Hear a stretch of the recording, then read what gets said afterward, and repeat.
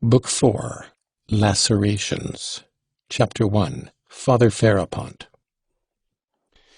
Alyosha was roused early, before daybreak. Father Zosima woke up feeling very weak, though he wanted to get out of bed and sit up in a chair. His mind was quite clear, his face looked very tired, yet bright and almost joyful. It wore an expression of gaiety, kindness, and cordiality. "Maybe I shall not live through the coming day," he said to Alyosha. Then he desired to confess and take the sacrament at once. He always confessed to Father Paisi. After taking the communion, the service of extreme unction followed. The monks assembled, and the cell was gradually filled up by the inmates of the hermitage. Meantime, it was daylight. People began coming from the monastery. After the service was over, the elder desired to kiss and take leave of everyone. As the cell was so small, the earlier visitors withdrew to make room for others. Alyosha stood beside the elder, who was seated again in his armchair. He talked as much as he could. Though his voice was weak, it was fairly steady. "I've been teaching you so many years, and therefore I've been talking aloud so many years that I've got into the habit of talking, and so much so that it's almost more difficult for me to hold my tongue than to talk, even now, in spite of my weakness, dear fathers and brothers." He jested, looking with emotion at the group round him. Alyosha remembered afterwards something of what he said to them, but though he spoke out distinctly and his voice was fairly steady, his speech was somewhat disconnected. He spoke of many things. He seemed anxious before the moment of death to say everything he had not said in his life, and not simply for the sake of instructing them, but as though thirsting to share with all men and all creation his joy and ecstasy, and once more in his life to open his whole heart. "Love one another, fathers," said Father Zosima, as far as Alyosha could remember afterwards. "Love God's people. Because we have come here and shut ourselves within these walls, we are no holier than those who are outside, but on the contrary, from the very fact of coming here, each of us has confessed to himself that he is worse than others, than all men on earth. And the longer the monk lives in his seclusion, the more keenly he must recognize that, else he would have had no reason to come here. When he realizes that he is not only worse than others, but that he is responsible to all men for all and everything, for all human sins, national and individual, only then the aim of our seclusion is attained. For know, dear ones, that every one of us is undoubtedly responsible for all men and everything on earth, not merely through the general sinfulness of creation, but each one personally for all mankind and every individual man. This knowledge is the crown of life for the monk and for every man. For monks are not a special sort of men, but only what all men ought to be. Only through that knowledge our heart grows soft with infinite, universal, inexhaustible love. Then every one of you will have the power to win over the whole world by love and to wash away the sins of the world with your tears. Each of you keep watch over your heart and confess your sins to yourself unceasingly. Be not afraid of your sins, even when perceiving them, if only there be penitence. But make no conditions with God. Again I say, be not proud. Be proud neither to the little nor to the great. Hate not those who reject you, who insult you, who abuse and slander you. Hate not the atheists, the teachers of evil, the materialists. And I mean not only the good ones, for there are many good ones among them, especially in our day. Hate not even the wicked ones. Remember them in your prayers thus: Save, O Lord, all those who have none to pray for them. Save, too, all those who will not pray. And add, It is not in pride that I make this prayer, O Lord, for I am lower than all men. Love God's people. Let not strangers draw away the flock, for if you slumber in your slothfulness and disdainful pride, or worse still, in covetousness, They will come from all sides and draw away your flock. Expound the gospel to the people unceasingly. Be not extortionate. Do not love gold and silver. Do not hoard them. Have faith. Cling to the banner and raise it on high. But the elder spoke more disconnectedly than Alyosha reported his words afterwards. Sometimes he broke off altogether as though to take breath and recover his strength, but he was in a sort of ecstasy. They heard him with emotion, though many wondered at his words and found them obscure. Afterwards all remembered those words. When Alyosha happened for a moment to leave the cell, he was struck by the general excitement and suspense in the monks who were crowding about it. This anticipation showed itself in some by anxiety, in others by devout solemnity. All were expecting that some marvel would happen immediately after the elder's death. Their suspense was, from one point of view, almost frivolous, but even the most austere of the monks were affected by it. Father Païssy's face looked the gravest of all. Alyosha was mysteriously summoned by a monk to see Rakitin, who had arrived from town with a singular letter for him from Madame Hohlakovs. In it, she informed Alyosha of a strange and very opportune incident. It appeared that among the women who had come on the previous day to receive Father Zosima's blessing, there had been an old woman from the town, a sergeant's widow, called Prohorovna. She had inquired whether she might pray for the rest of the soul of her son, Vasenka, who had gone to Irkutsk and had sent her no news for over a year, to which Father Zosima had answered sternly, forbidding her to do so, and saying that to pray for the living as though they were dead was a kind of sorcery.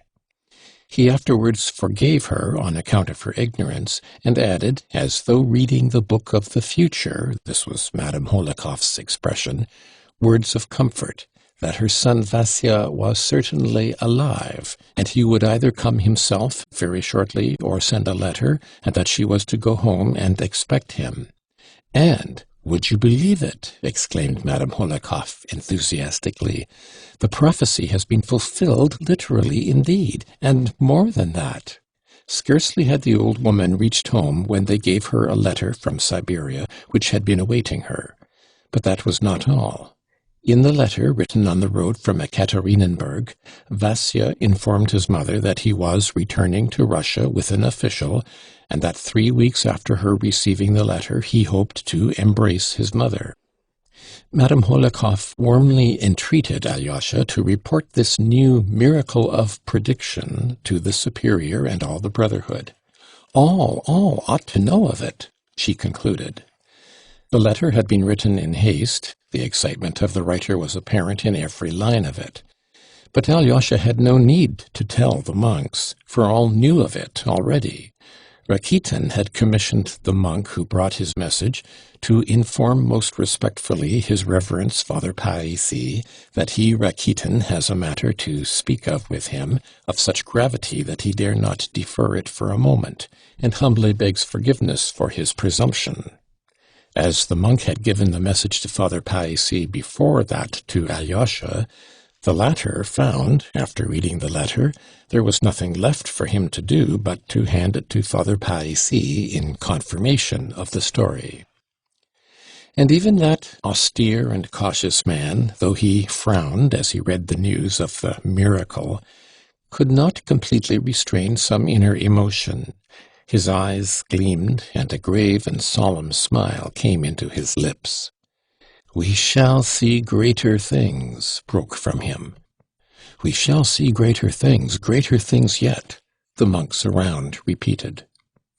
But Father Païssy, frowning again, begged all of them, at least for a time, not to speak of the matter, till it be more fully confirmed, seeing there is so much credulity among those of this world, and indeed this might well have chanced naturally, he added, prudently, as it were to satisfy his conscience, though scarcely believing his own disavowal, a fact his listeners very clearly perceived. Within the hour, the miracle was of course known to the whole monastery, and many visitors who had come for the Mass. No one seemed more impressed by it than the monk who had come the day before from St. Sylvester, from the little monastery of Obdorsk in the far north. It was he who had been standing near Madame Hohlakovs the previous day, and had asked Father Zossima earnestly, referring to the healing of the lady's daughter, "How can you presume to do such things?" He was now somewhat puzzled, and did not know whom to believe.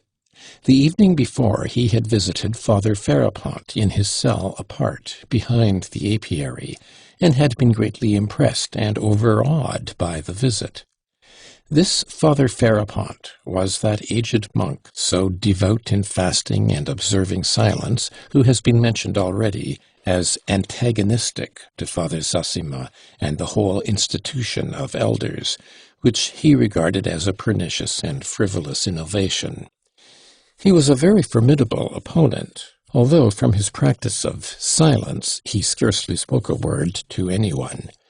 What made him formidable was that a number of monks fully shared his feeling, and many of the visitors looked upon him as a great saint and ascetic, although they had no doubt that he was crazy.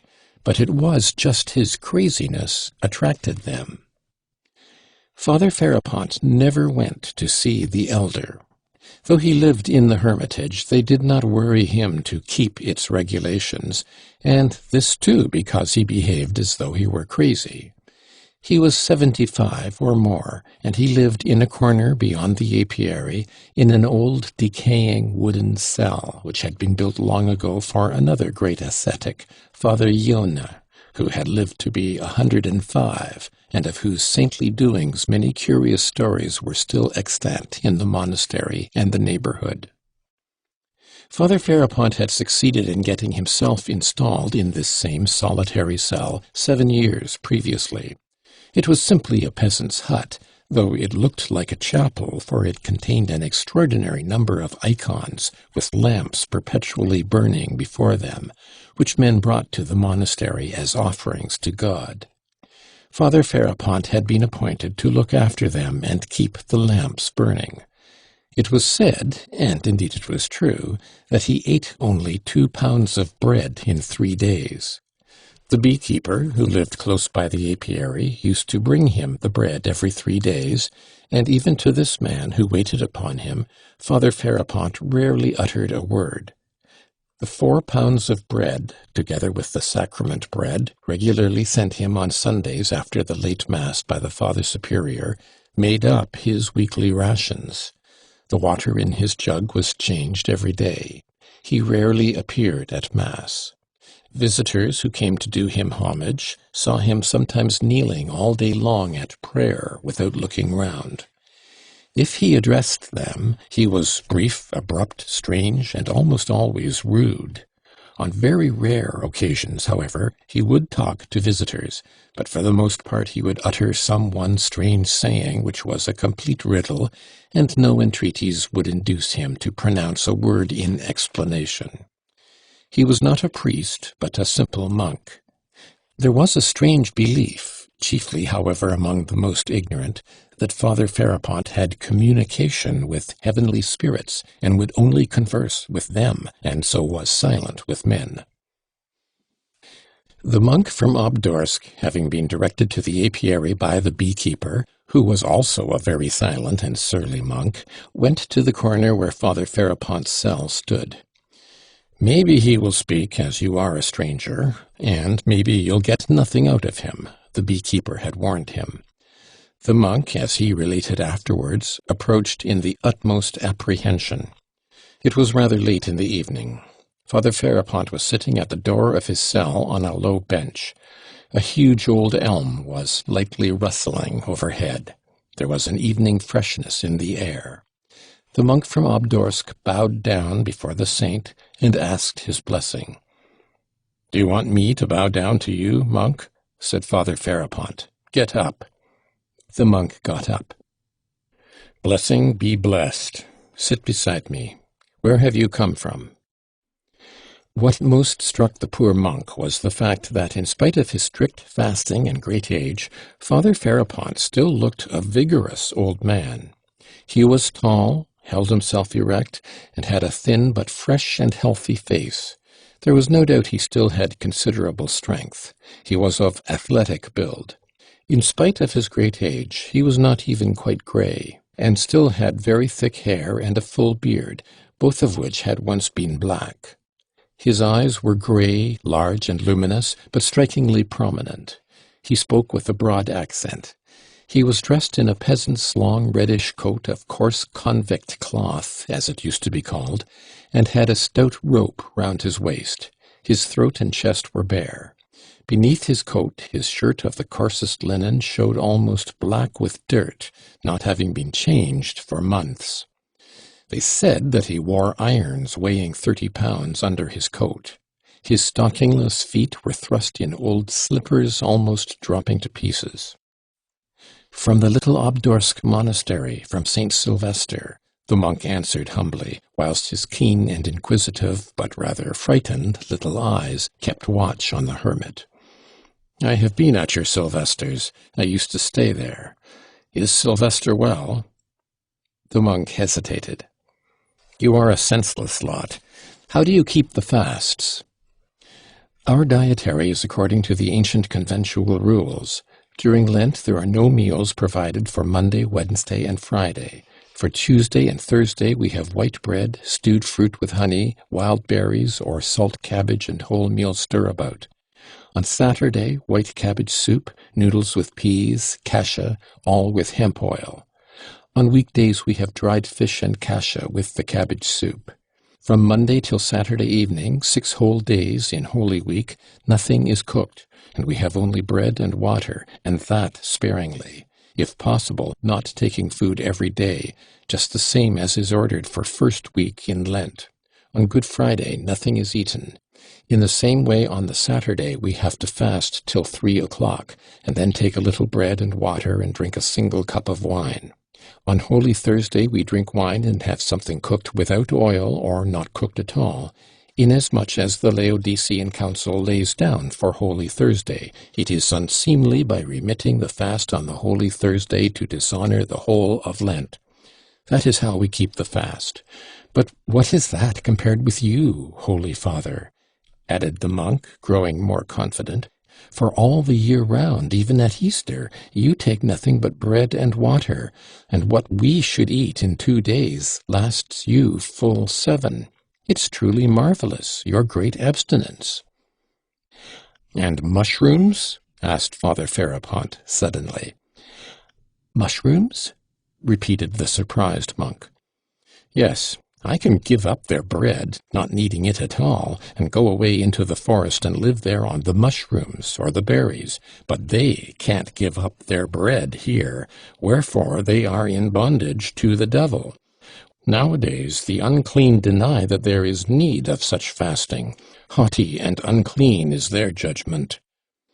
"Ach, true," sighed the monk. "And have you seen devils among them?" asked Ferapont. "Among them? Among whom?" asked the monk timidly. "I went to the Father Superior on Trinity Sunday last year. I haven't been since. I saw a devil sitting on one man's chest, hiding under his cassock, only his horns poked out. Another had one peeping out of his pocket with such sharp eyes. He was afraid of me. Another settled in the unclean belly of one. Another was hanging round a man's neck, and so he was carrying him about without seeing him." "You can see spirits?" the monk inquired. "I tell you I can see through them. When I was coming out from the superiors, I saw one hiding from me behind the door, and a big one, 1.5 yards or more high, with a thick, long, grey tail, and the tip of his tail was in the crack of the door, and I was quick and slammed the door, pinching his tail in it. He squealed and began to struggle, and I made the sign of the cross over him 3 times, and he died on the spot like a crushed spider. He must have rotted there in the corner and be stinking, but they don't see, they don't smell it. It's a year since I have been there. I reveal it to you, as you are a stranger." "Your words are terrible, but, Holy and Blessed Father," said the monk, growing bolder and bolder, "is it true, as they noise abroad even to distant lands about you, that you are in continual communication with the Holy Ghost?" "He does fly down at times." "How does he fly down? In what form?" "As a bird." "The Holy Ghost in the form of a dove?" "There's the Holy Ghost and there's the Holy Spirit. The Holy Spirit can appear as other birds, sometimes as a swallow, sometimes a goldfinch, and sometimes as a blue tit." "How do you know him from an ordinary tit?" "He speaks." "How does he speak? In what language?" "Human language." "And what does he tell you?" "Why, today he told me that a fool would visit me and would ask me unseemly questions. You want to know too much, monk." "Terrible are your words, most holy and blessed Father." The monk shook his head, but there was a doubtful look in his frightened little eyes. "Do you see this tree?" asked Father Ferapont after a pause. "I do, blessed Father." "You think it's an elm, but for me it has another shape." "What sort of shape?" inquired the monk after a pause of vain expectation. "It happens at night. You see those two branches? In the night it is Christ holding out his arms to me and seeking me with those arms. I see it clearly and tremble. It's terrible, terrible." "What is there terrible if it's Christ himself?" "Why, he'll snatch me up and carry me away." "Alive?" "In the spirit and glory of Elijah. Haven't you heard? He will take me in his arms and bear me away." Though the monk returned to the cell he was sharing with one of the brothers in considerable perplexity of mind, he still cherished at heart a greater reverence for Father Ferapont than for Father Zossima. He was strongly in favor of fasting, and it was not strange that one who kept so rigid a fast as Father Ferapont should see marvels. His words seemed certainly queer, but God only could tell what was hidden in those words, and were not worse words and acts commonly seen in those who have sacrificed their intellects for the glory of God. The pinching of the devil's tail, he was ready and eager to believe, and not only in the figurative sense. Besides, he had, before visiting the monastery, a strong prejudice against the institution of elders, which he only knew of by hearsay, and believed to be a pernicious innovation. Before he had been long at the monastery, he had detected the secret murmurings of some shallow brothers who disliked the institution. He was, besides, a meddlesome, inquisitive man who poked his nose into everything. This was why the news of the fresh miracle performed by Father Zossima reduced him to extreme perplexity. Alyosha remembered, afterwards, how their inquisitive guest from Obdorsk had been continually flitting to and fro from one group to another, listening and asking questions among the monks that were crowding within and without the elder's cell. But he did not pay much attention to him at the time, and only recollected it afterwards. He had no thought to spare for it, indeed, for when Father Zossima, feeling tired again, had gone back to bed, he thought of Alyosha as he was closing his eyes, and sent for him. Alyosha ran at once. There was no one else in the cell but Father Païssy, Father Yosef, and the novice Porphyry. The elder, opening his weary eyes and looking intently at Alyosha, asked him suddenly, "Are your people expecting you, my son?" Alyosha hesitated. "Haven't they need of you? Didn't you promise someone yesterday to see them today?" "I did promise, to my father, my brothers, others too." "You see, you must go. Don't grieve. Be sure I shall not die without your being by to hear my last word. To you I will say that word, my son. It will be my last gift to you, dear son, because you love me. But now go to keep your promise." Alyosha immediately obeyed, though it was hard to go. But the promise that he should hear his last word on earth, that it should be the last gift to him, Alyosha, sent a thrill of rapture through his soul. He made haste that he might finish what he had to do in the town and return quickly. Father Païssy, too, uttered some words of exhortation, which moved and surprised him greatly. He spoke as they left the cell together. "Remember, young man, unceasingly," Father Païssy began without preface, "that the science of this world, which has become a great power, has, especially in the last century, analyzed everything divine handed down to us in the holy books. After this cruel analysis, the learned of this world have nothing left of all that was sacred of old. But they have only analyzed the parts and overlooked the whole, and indeed their blindness is marvelous. Yet the whole still stands steadfast before their eyes, and the gates of hell shall not prevail against it. Has it not lasted 19 centuries? Is it not still a living, a moving power in the individual soul and in the masses of people? It is still as strong and living even in the souls of atheists who have destroyed everything. For even those who have renounced Christianity and attack it, in their inmost being, still follow the Christian ideal, for hitherto neither their subtlety nor the ardor of their hearts has been able to create a higher ideal of man and of virtue than the ideal given by Christ of old. When it has been attempted, the result has been only grotesque. Remember this especially, young man, since you are being sent into the world by your departing elder. Maybe, remembering this great day, you will not forget my words, uttered from the heart for your guidance, seeing you are young, and the temptations of the world are great and beyond your strength to endure. Well, now go, my orphan." With these words, Father Païssy blessed him. As Alyosha left the monastery and thought them over, he suddenly realized that he had met a new and unexpected friend, a warmly loving teacher in this austere monk, who had hitherto treated him sternly.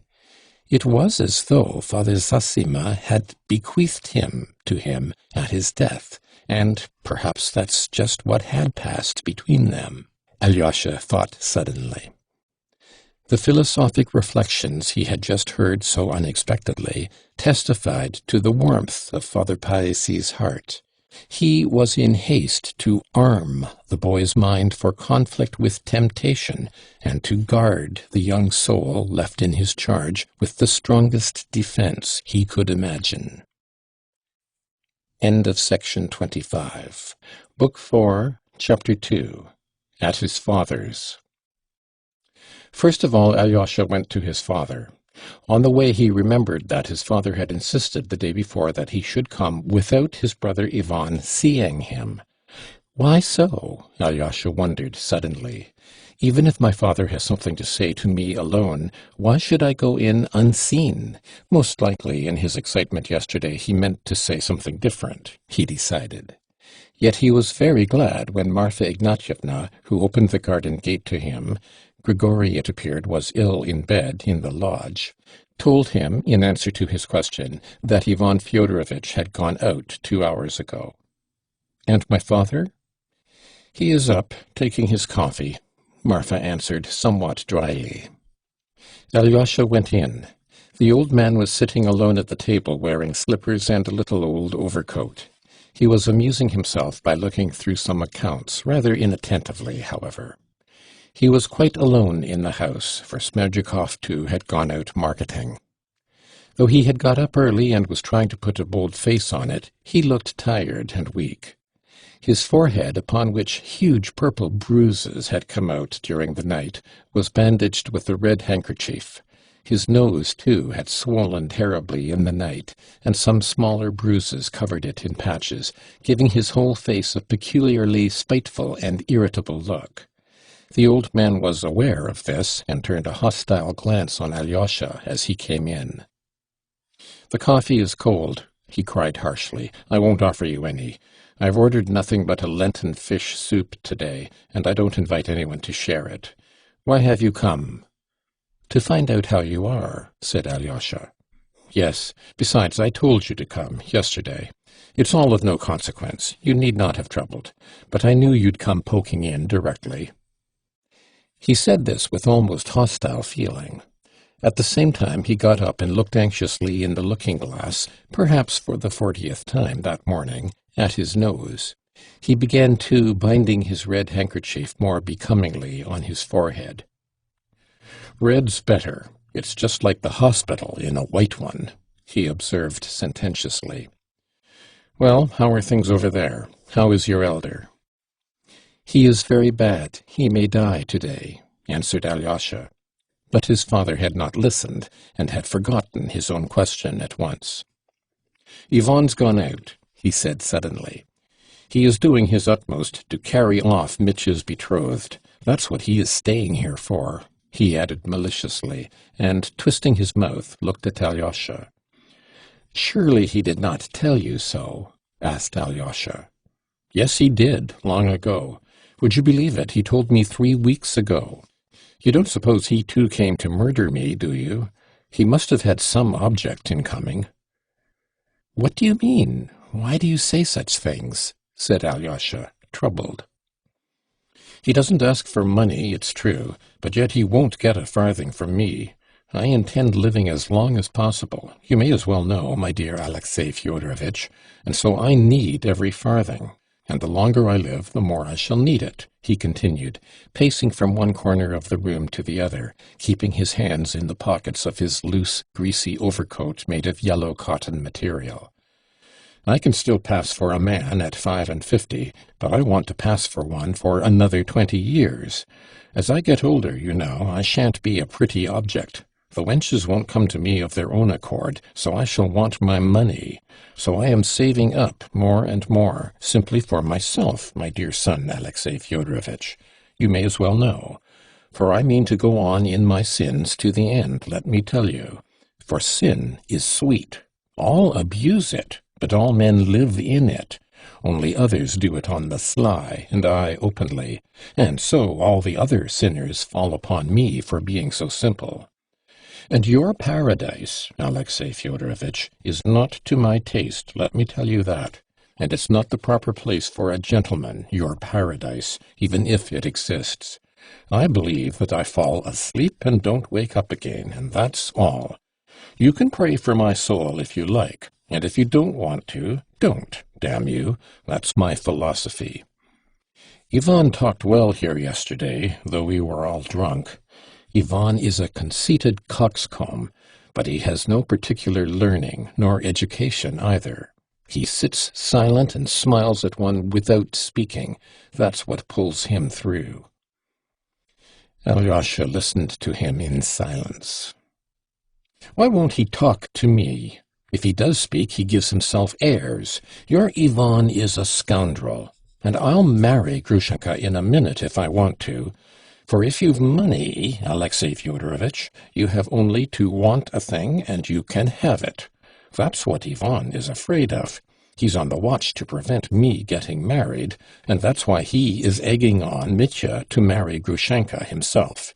He hopes to keep me from Grushenka by that, as though I should leave him my money if I don't marry her. Besides, if Mitya marries Grushenka, Ivan will carry off his rich betrothed. That's what he's reckoning on.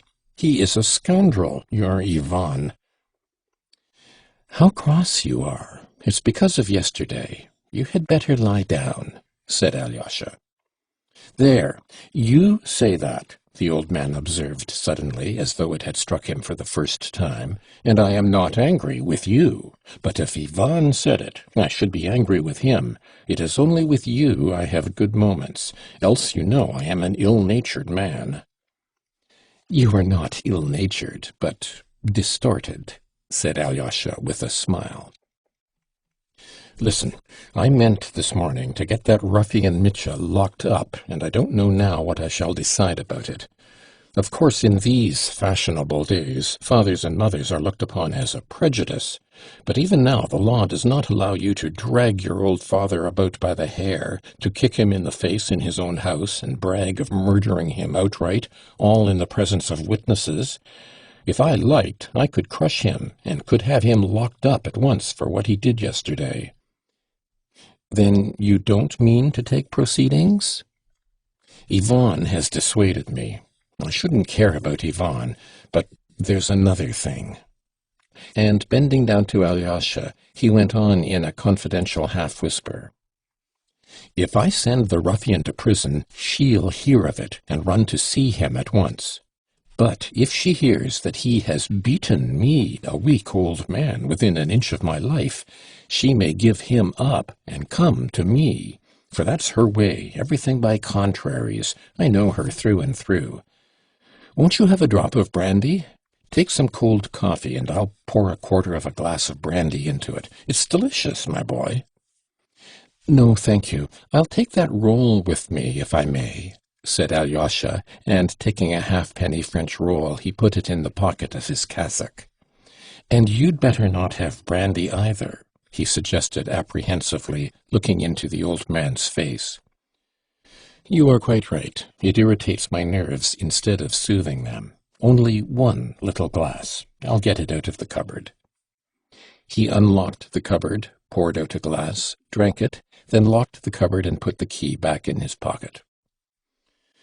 That's enough. One glass won't kill me. You see you are in a better humor now, said Alyosha, smiling. I love you even without the brandy, but with scoundrels I am a scoundrel. Ivan is not going to Tchermashnya. Why is that? He wants to spy how much I give Grushenka if she comes. They are all scoundrels. But I don't recognize Ivan. I don't know him at all. Where does he come from? He's not one of us in soul, as though I'd leave him anything. I shan't leave a will at all, you may as well know. And I'll crush Mitya like a beetle. I squash black beetles at night with my slipper. They squelch when you tread on them. And your Mitya will squelch too. Your Mitya, for you love him. Yes, you love him, and I am not afraid of your loving him. But if Ivan loved him, I should be afraid for myself at his loving him. But Ivan loves nobody. Ivan is not one of us. People like Ivan are not our sort, my boy. They are like a cloud of dust. When the wind blows, the dust will be gone. I had a silly idea in my head when I told you to come today. I wanted to find out from you about Mitya. If I were to hand him over 1,000, or maybe 2 now, would the beggarly wretch agree to take himself off altogether for 5 years, or better still 35, and without Grushenka, and give her up once for all, eh? I'll ask him, muttered Alyosha. If you would give him 3,000, perhaps he... That's nonsense. You needn't ask him now, no need. I've changed my mind. It was a nonsensical idea of mine. I won't give him anything, not a penny. I want my money myself, cried the old man, waving his hand. I'll crush him like a beetle without it. Don't say anything to him, or else he will begin hoping. There's nothing for you to do here. You needn't stay. Is that betrothed of his, Katerina Ivanovna, whom he has kept so carefully hidden from me all this time, going to marry him or not? You went to see her yesterday, I believe. Nothing will induce her to abandon him. There, you see how dearly these fine young ladies love a rake and a scoundrel. They are poor creatures, I tell you, those pale young ladies, very different from... If I had his youth, and the looks I had then, for I was better looking than he at 28, I'd have been a conquering hero just as he is. He is a low cad, but he shan't have Grushenka anyway, he shan't. I'll crush him. His anger had returned with the last words. You can go. There's nothing for you to do here today, he snapped harshly. Alyosha went up to say goodbye to him and kissed him on the shoulder. "What's that for?" The old man was a little surprised. "We shall see each other again, or do you think we shan't?" "Not at all. I didn't mean anything." "Nor did I. I did not mean anything," said the old man, looking at him. "Listen, listen," he shouted after him. "Make haste and come again, and I'll have a fish soup for you, a fine one, not like today. Be sure to come. Come tomorrow. Do you hear? Tomorrow." And as soon as Alyosha had gone out of the door, he went to the cupboard again and poured out another half-glass. "I won't have more," he muttered, clearing his throat, and again he locked the cupboard and put the key in his pocket. Then he went into his bedroom, lay down on the bed, exhausted, and in 1 minute he was asleep. End of section 26. Book 4, Chapter 3. A Meeting with the Schoolboys. "Thank goodness he did not ask me about Grushenka," thought Alyosha, as he left his father's house and turned towards Madame Hohlakovs, "or I might have to tell him of my meeting with Grushenka yesterday." Alyosha felt painfully that since yesterday both combatants had renewed their energies, and that their hearts had grown hard again. Father is spiteful and angry. He's made some plan and will stick to it. And what of Dmitri? He too will be harder than yesterday. He too must be spiteful and angry, and he too no doubt has made some plan. Oh, I must succeed in finding him today, whatever happens. But Alyosha had not long to meditate. An incident occurred on the road which, though apparently of little consequence, made a great impression on him. Just after he had crossed the square and turned the corner coming out into Mihailovsky Street, which is divided by a small ditch from the High Street — our whole town is intersected by ditches — he saw a group of schoolboys between the ages of 9 and 12 at the bridge. They were going home from school, some with their bags on their shoulders, others with leather satchels slung across them, some in short jackets, others in little overcoats. Some even had those high boots with creases round the ankles, such as little boys spoilt by rich fathers love to wear. The whole group was talking eagerly about something, apparently holding a council. Alyosha had never, from his Moscow days, been able to pass children without taking notice of them, and although he was particularly fond of children of 3 or thereabout, he liked schoolboys of 10 and 11 too. And so, anxious as he was today, he wanted at once to turn aside to talk to them. He looked into their excited, rosy faces and noticed at once that all the boys had stones in their hands. Behind the ditch, some 30 paces away, there was another schoolboy standing by a fence. He too had a satchel at his side.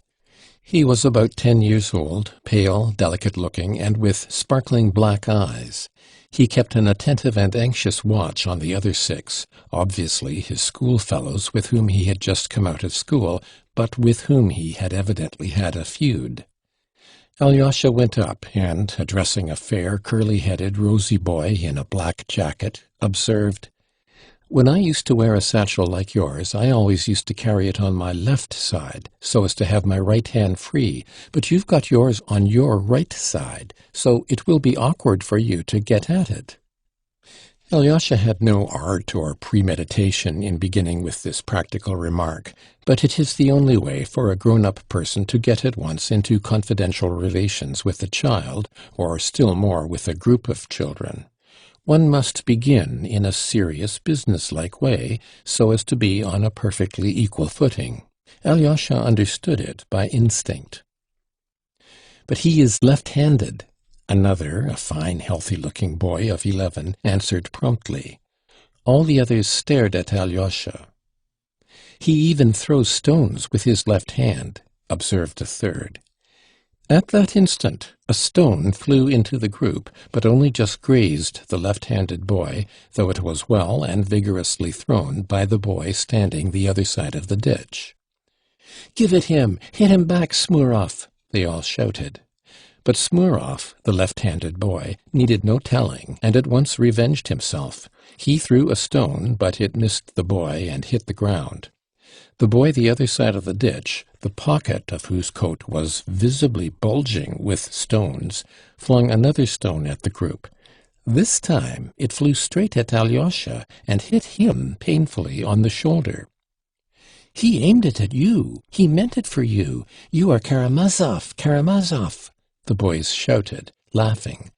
"Come, all throw at him at once." And 6 stones flew at the boy. One struck the boy on the head, and he fell down, but at once leapt up and began ferociously returning their fire. Both sides threw stones incessantly. Many of the group had their pockets full, too. "What are you about? Aren't you ashamed? 6 against 1? Why, you'll kill him!" cried Alyosha. He ran forward and met the flying stones to screen the solitary boy. 3 or 4 ceased throwing for a minute. "He began first," cried a boy in a red shirt in an angry, childish voice. "He is a beast. He stabbed Krasotkin in class the other day with a penknife. It bled. Krasotkin wouldn't tell tales, but he must be thrashed." "But what for? I suppose you tease him." "There, he sent a stone in your back again. He knows you," cried the children. "It's you he's throwing at now, not us. Come, all of you, at him again. Don't miss Smurov." And again a fire of stones, and a very vicious one, began.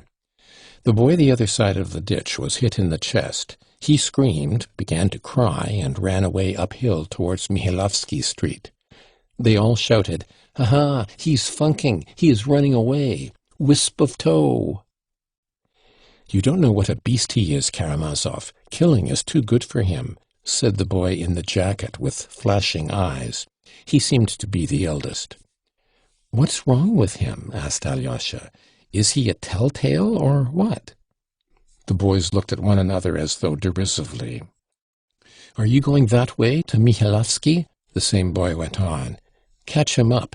You see, he's stopped again. He's waiting and looking at you." "He is looking at you," the other boys chimed in.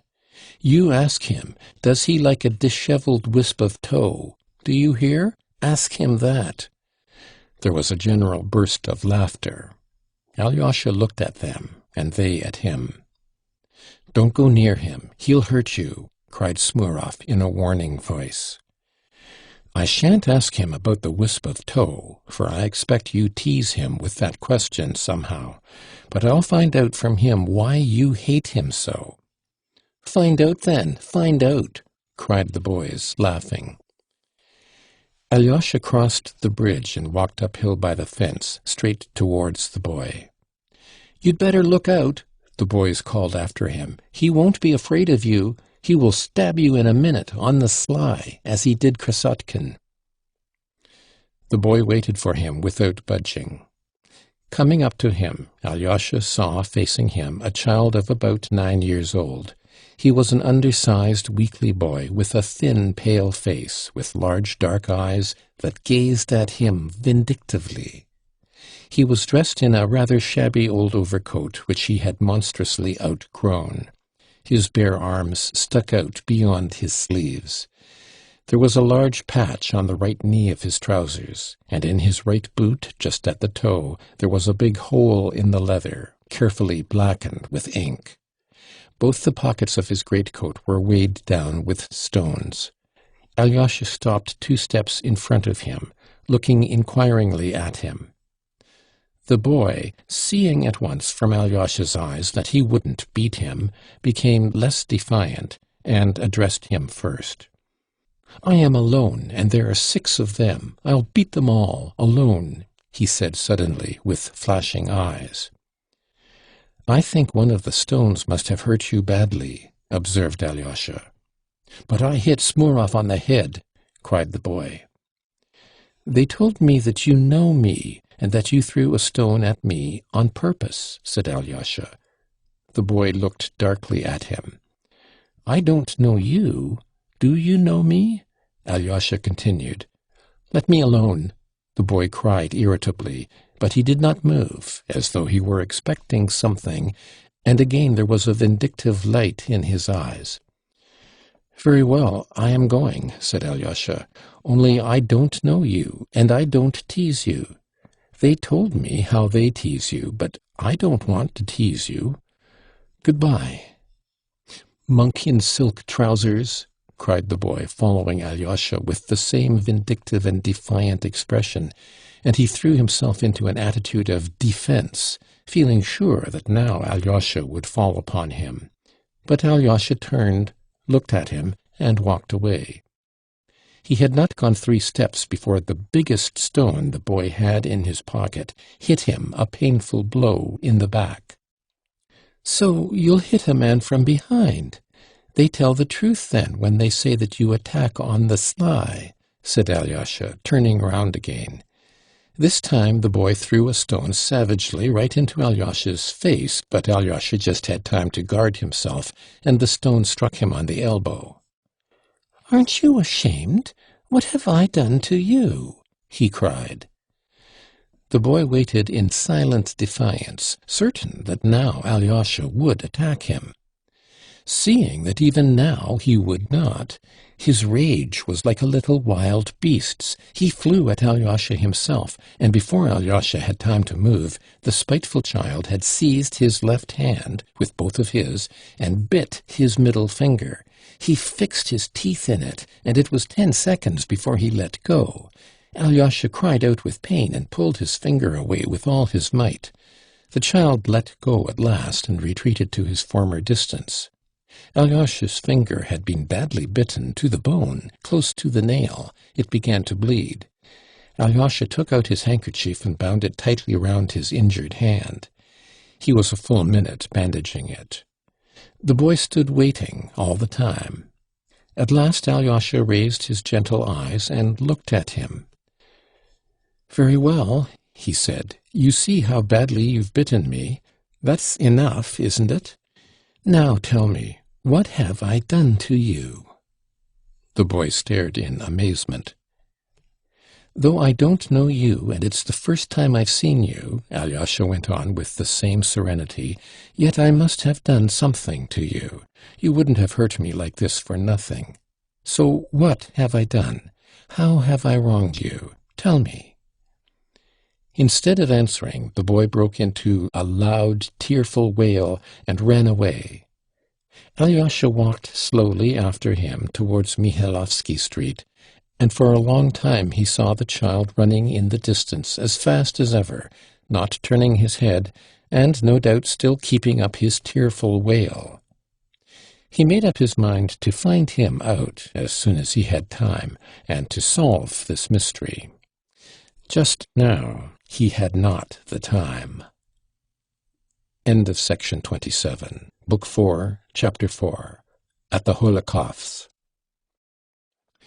Alyosha soon reached Madame Hohlakovs' house, a handsome stone house of 2 stories, one of the finest in our town. Though Madame Hohlakov spent most of her time in another province where she had an estate, or in Moscow where she had a house of her own, yet she had a house in our town too, inherited from her forefathers. The estate in our district was the largest of her 3 estates, yet she had been very little in our province before this time.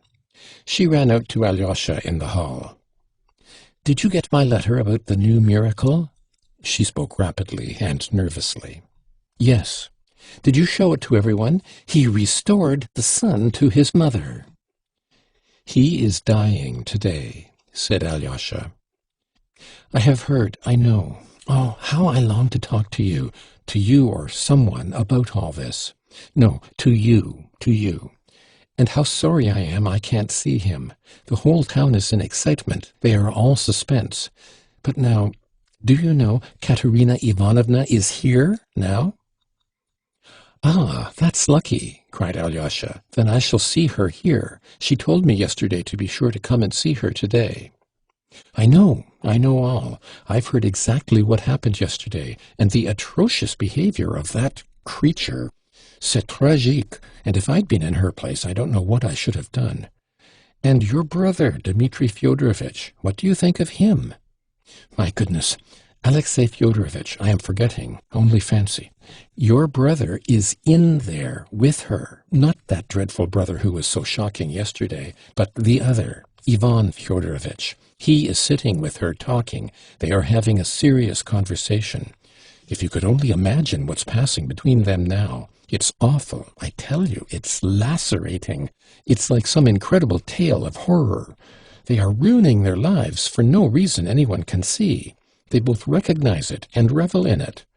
I've been watching for you. I've been thirsting for you. It's too much for me. That's the worst of it. I'll tell you all about it presently, but now I must speak of something else, the most important thing. I had quite forgotten what's most important. Tell me, why has Lise been in hysterics? As soon as she heard you were here, she began to be hysterical. Mamma, it's you who are hysterical now, not I. Lise's voice caroled through a tiny crack of the door at the side. Her voice sounded as though she wanted to laugh, but was doing her utmost to control it. Alyosha at once noticed the crack, and no doubt Lise was peeping through it, but that he could not see. And no wonder, Lise, no wonder. Your caprices will make me hysterical too. But she is so ill, Alexey Fyodorovitch. She has been so ill all night, feverish and moaning. I could hardly wait for the morning and for Herzenstube to come. He says that he can make nothing of it, that we must wait. Herzenstube always comes and says that he can make nothing of it.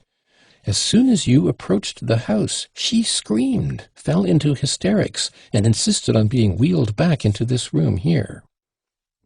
Mamma, I didn't know he had come. It wasn't on his account I wanted to be wheeled into this room. That's not true, Lise. Yulia ran to tell you that Alexey Fyodorovitch was coming. She was on the lookout for you. My darling mamma, it's not at all clever of you. But if you want to make up for it and say something very clever, dear mamma, you'd better tell our honored visitor, Alexey Fyodorovitch, that he has shown his want of wit by venturing to us after what happened yesterday, and although everyone is laughing at him. Lise, you go too far. I declare I shall have to be severe. Who laughs at him? I am so glad he has come. I need him. I can't do without him. Oh, Alexey Fyodorovitch, I am exceedingly unhappy. But what's the matter with you, mamma darling? Ah, your caprices, Lise, your fidgetiness, your illness, that awful night of fever, that awful everlasting Herzenstube. Everlasting, everlasting, that's the worst of it. Everything, in fact, everything. Even that miracle, too. Oh, how it has upset me, how it has shattered me, that miracle, dear Alexey Fyodorovitch. And that tragedy in the drawing-room. It's more than I can bear, I warn you. I can't bear it. A comedy, perhaps, not a tragedy. Tell me, will Father Zosima live till tomorrow? Will he? Oh, my God, what is happening to me? Every minute I close my eyes and see that it's all nonsense, all nonsense. I should be very grateful, Alyosha interrupted suddenly, if you could give me a clean rag to bind up my finger with. I have hurt it, and it's very painful. Alyosha unbound his bitten finger. The handkerchief was soaked with blood. Madame Hohlakovs screamed and shut her eyes. Good heavens, what a wound! How awful! But as soon as Lise saw Alyosha's finger through the crack, she flung the door wide open. Come here, she cried imperiously. No nonsense now. Good heavens, why did you stand there saying nothing about it all this time? He might have bled to death, mamma. How did you do it? Water, water! You must wash it first of all. Simply hold it in cold water to stop the pain, and keep it there. Keep it there. Make haste, mamma. Some water in a slop basin. But do make haste, she finished nervously. She was quite frightened at the sight of Alyosha's wound. Shouldn't we send for Herzenstube? Cried Madame Hohlakovs. Mamma, you'll be the death of me. Your Herzenstube will come and say that he can make nothing of it. Water, water! Mamma, for goodness sake, go yourself and hurry Yulia. She is such a slow coach and never can come quickly. Make haste, mamma, or I shall die. Why, it's nothing much, cried Alyosha, frightened at this alarm. Yulia ran in with water, and Alyosha put his finger in it. "Some lint, Mamma, for mercy's sake. Bring some lint, and that muddy caustic lotion for wounds. What's it called? We've got some. You know where the bottle is, Mamma. It's in your bedroom, in the right-hand cupboard. There's a big bottle of it there, with the lint." "I'll bring everything in a minute, Lise, only don't scream and don't fuss. You see how bravely Alexey Fyodorovitch bears it. Where did you get such a dreadful wound, Alexey Fyodorovitch?" Madame Hohlakovs hastened away. This was all Lise was waiting for. "First of all, answer the question. Where did you get hurt like this?" she asked Alyosha quickly. "And then I'll talk to you about something quite different." "Well?" Instinctively feeling that the time of her mother's absence was precious for her, Alyosha hastened to tell her of his enigmatic meeting with the schoolboys in the fewest words possible. Lise clasped her hands at his story. "How can you, and in that dress too, associate with schoolboys?" she cried angrily, as though she had a right to control him. "You are nothing but a boy yourself, if you can do that, a perfect boy. But you must find out for me about that horrid boy, and tell me all about it, for there's some mystery in it. Now, for the second thing, but first a question. Does the pain prevent you talking about utterly unimportant things, but talking sensibly?" "Of course not, and I don't feel much pain now." "That's because your finger is in the water. It must be changed directly, for it will get warm in a minute. Yulia, bring some ice from the cellar and another basin of water. Now she is gone, I can speak. Will you give me the letter I sent you yesterday, dear Alexey Fyodorovitch? Be quick, for Mamma will be back in a minute, and I don't want... I haven't got the letter." "That's not true. You have. I knew you would say that. You've got it in that pocket. I've been regretting that joke all night. Give me back the letter at once. Give it me."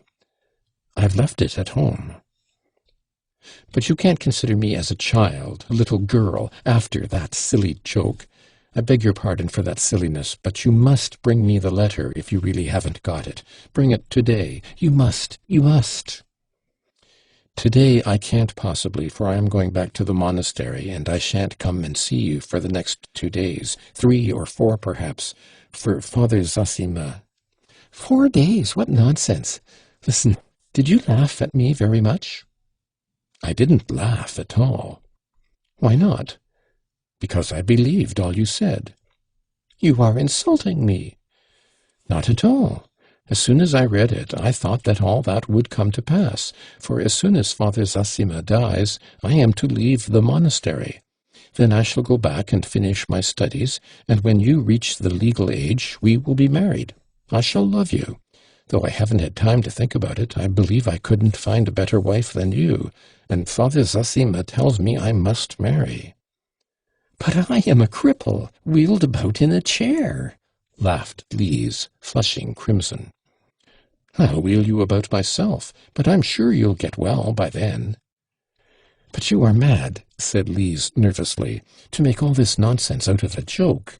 Here's Mamma, very apropos, perhaps. Mamma, how slow you always are. How can you be so long? And here's Yulia with the ice." "Oh, Lise, don't scream. Above all things, don't scream. That scream drives me...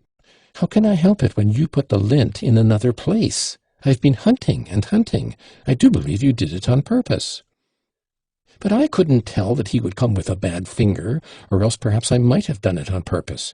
My darling Mamma, you begin to say really witty things." "Never mind my being witty, but I must say you show nice feeling for Alexey Fyodorovitch's sufferings.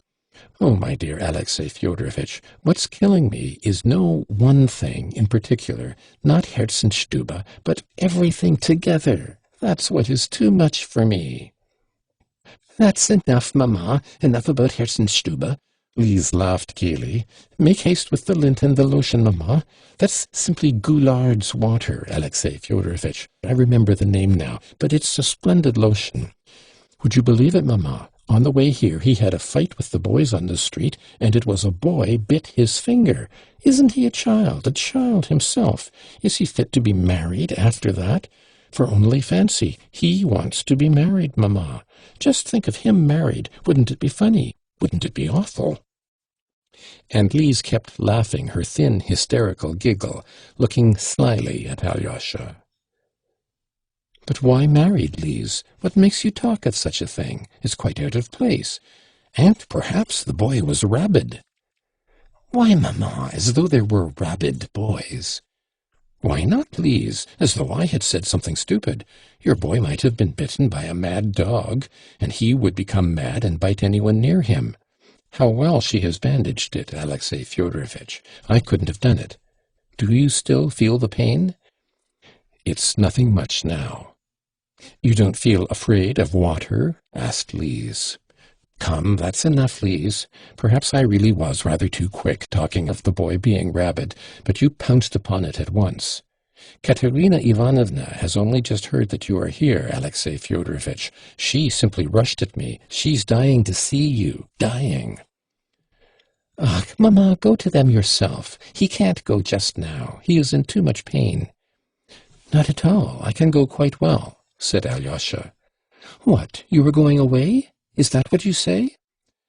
"Well, when I've seen them, I'll come back here, and we can talk as much as you like. But I should like to see Katerina Ivanovna at once, for I am very anxious to be back at the monastery as soon as I can." "Mamma, take him away quickly. Alexey Fyodorovitch, don't trouble to come and see me afterwards, but go straight back to your monastery, and a good riddance.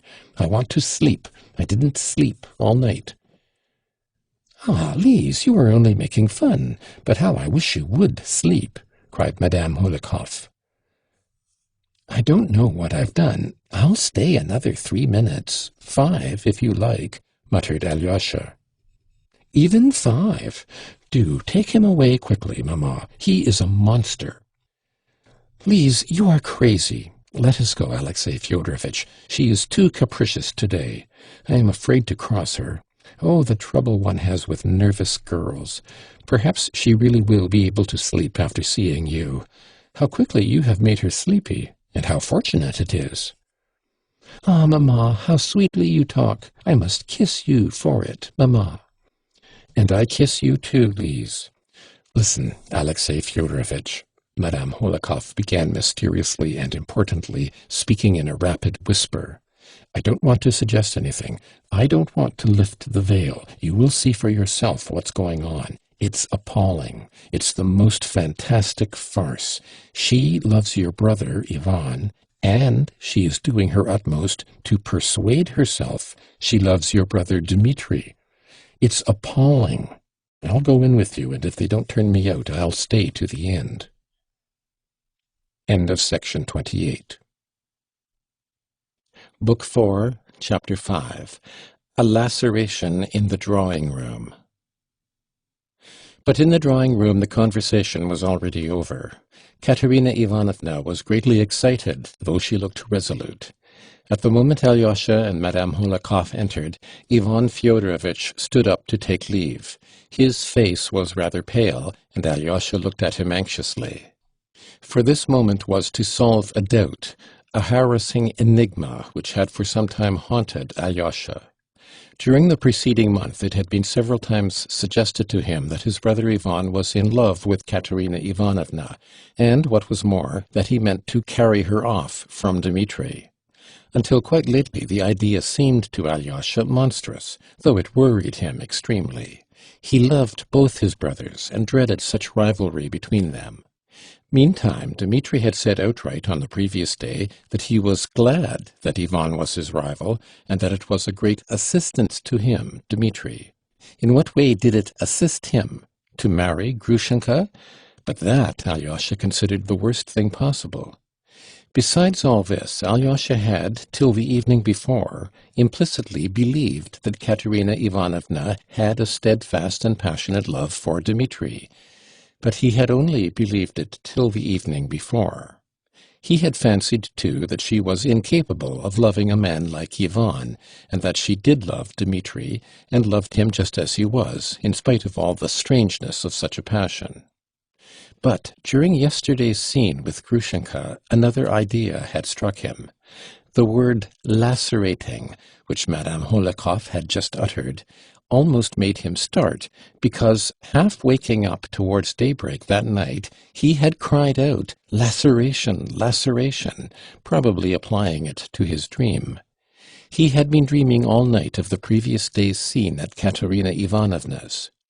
Now Alyosha was impressed by Madame Hohlakovs' blunt and persistent assertion that Katerina Ivanovna was in love with Ivan, and only deceived herself through some sort of pose from self-laceration, and tortured herself by her pretended love for Dmitri from some fancied duty of gratitude. Yes, he thought, perhaps the whole truth lies in those words.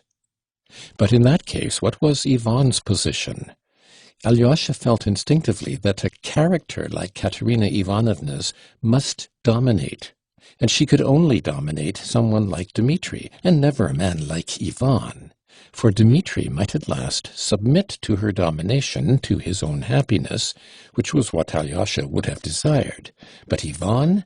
No, Ivan could not submit to her, and such submission would not give him happiness. Alyosha could not help believing that of Ivan. And now all these doubts and reflections flitted through his mind as he entered the drawing-room. Another idea, too, forced itself upon him. What if she loved neither of them, neither Ivan nor Dmitri? It must be noted that Alyosha felt as it were ashamed of his own thoughts, and blamed himself when they kept recurring to him during the last month. "What do I know about love and women, and how can I decide such questions?" he thought reproachfully after such doubts and surmises. And yet it was impossible not to think about it. He felt instinctively that this rivalry was of immense importance in his brothers' lives, and that a great deal depended upon it. "One reptile will devour the other," Ivan had pronounced the day before, speaking in anger of his father and Dmitri. So Ivan looked upon Dmitri as a reptile, and perhaps had long done so. Was it perhaps since he had known Katerina Ivanovna? That phrase had, of course, escaped Ivan unawares yesterday, but that only made it more important. If he felt like that, what chance was there of peace? Were there not, on the contrary, new grounds for hatred and hostility in their family? And with which of them was Alyosha to sympathize? And what was he to wish for each of them? He loved them both, but what could he desire for each in the midst of these conflicting interests? He might go quite astray in this maze, and Alyosha's heart could not endure uncertainty, because his love was always of an active character. He was incapable of passive love. If he loved anyone, he set to work at once to help him, and to do so he must know what he was aiming at. He must know for certain what was best for each, and having ascertained this, it was natural for him to help them both. But instead of a definite aim, he found nothing but uncertainty and perplexity on all sides. It was lacerating, as was said just now. But what could he understand even in this laceration? He did not understand the first word in this perplexing maze. Seeing Alyosha, Katerina Ivanovna said quickly and joyfully to Ivan, who had already got up to go, "A minute! Stay another minute! I want to hear the opinion of this person here, whom I trust absolutely. Don't go away," she added, addressing Madame Hohlakov. She made Alyosha sit down beside her, and Madame Hohlakov sat opposite by Ivan. "You are all my friends here, all I have in the world, my dear friends," she began warmly, in a voice which quivered with genuine tears of suffering, and Alyosha's heart warmed to her at once. "You, Alexey Fyodorovitch, were witness yesterday of that abominable scene, and saw what I did. You did not see it, Ivan Fyodorovitch. He did. What he thought of me yesterday, I don't know. I only know one thing, that if it were repeated today, this minute, I should express the same feelings again as yesterday. The same feelings, the same words, the same actions. You remember my actions, Alexey Fyodorovitch. You checked me in one of them." As she said that, she flushed and her eyes shone. "I must tell you that I can't get over it. Listen, Alexey Fyodorovitch, I don't even know whether I still love him. I feel pity for him, and that is a poor sign of love. If I loved him, if I still loved him, perhaps I shouldn't be sorry for him now, but should hate him. Her voice quivered, and tears glittered on her eyelashes. Alyosha shuddered inwardly. That girl is truthful and sincere, he thought, and she does not love Dmitri any more. That's true, cried Madame Hohlakovs. Wait, dear, I haven't told you the final decision I came to during the night. I feel that perhaps my decision is a terrible one, for me, but I foresee that nothing will induce me to change it. Nothing. It will be so all my life. My dear, kind, ever-faithful and generous adviser, the one friend I have in the world, Ivan Fyodorovitch, with his deep insight into the heart, approves and commends my decision. He knows it. Yes, I approve of it, Ivan assented, in a subdued but firm voice. But I should like Alyosha too. Ah, Alexey Fyodorovitch, forgive my calling you simply Alyosha. I should like Alexey Fyodorovitch too, to tell me before my two friends whether I am right. I feel instinctively that you, Alyosha, my dear brother, for you are a dear brother to me, she said again ecstatically, taking his cold hand in her hot one. I foresee that your decision, your approval, will bring me peace in spite of all my sufferings, for after your words I shall be calm and submit. I feel that. I don't know what you are asking me, said Alyosha, flushing. I only know that I love you and at this moment wish for your happiness more than my own. But I know nothing about such affairs. Something impelled him to add hurriedly. In such affairs, Alexey Fyodorovitch, in such affairs the chief thing is honor and duty and something higher. I don't know what, but higher perhaps even than duty. I am conscious of this irresistible feeling in my heart, and it compels me irresistibly. But it may all be put in 2 words. I've already decided, even if he marries that creature, she began solemnly, whom I never, never can forgive, even then I will not abandon him.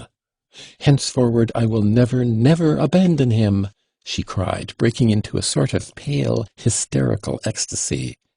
Not that I would run after him continually, get in his way and worry him. Oh, no, I will go away to another town where you like, but I will watch over him all my life. I will watch over him all my life unceasingly.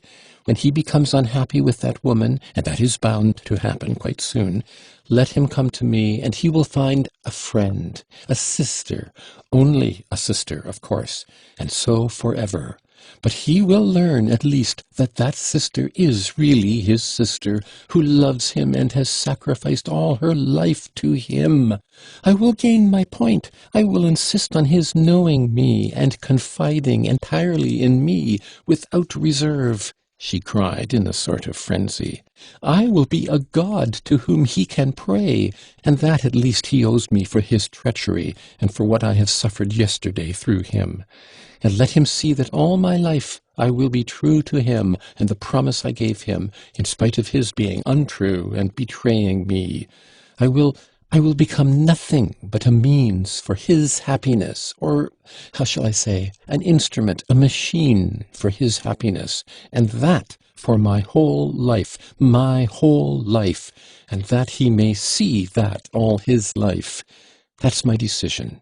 Ivan Fyodorovitch fully approves me. She was breathless.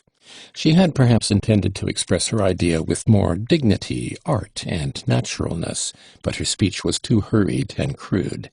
It was full of youthful impulsiveness. It betrayed that she was still smarting from yesterday's insult, and that her pride craved satisfaction. She felt this herself. Her face suddenly darkened. An unpleasant look came into her eyes. Alyosha at once saw it and felt a pang of sympathy. His brother Ivan made it worse by adding, "I've only expressed my own view," he said. "From anyone else this would have been affected and overstrained, but from you, no. Any other woman would have been wrong, but you are right. I don't know how to explain it, but I see that you are absolutely genuine, and therefore you are right." But that's only for the moment. And what does this moment stand for? Nothing but yesterday's insult. Madame Hohlakovs obviously had not intended to interfere, but she could not refrain from this very just comment. Quite so, cried Ivan with peculiar eagerness, obviously annoyed at being interrupted. In anyone else, this moment would be only due to yesterday's impression and would be only a moment. But with Katerina Ivanovna's character, that moment will last all her life. What for anyone else would be only a promise is for her an everlasting, burdensome, grim perhaps, but unflagging duty. And she will be sustained by the feeling of this duty being fulfilled. Your life, Katerina Ivanovna, will henceforth be spent in painful brooding over your own feelings, your own heroism, and your own suffering.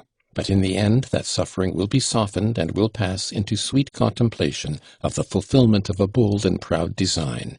Yes, proud it certainly is, and desperate in any case, but a triumph for you.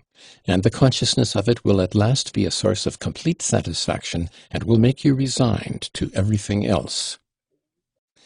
This was unmistakably said with some malice, and obviously with intention, even perhaps with no desire to conceal that he spoke ironically and with intention.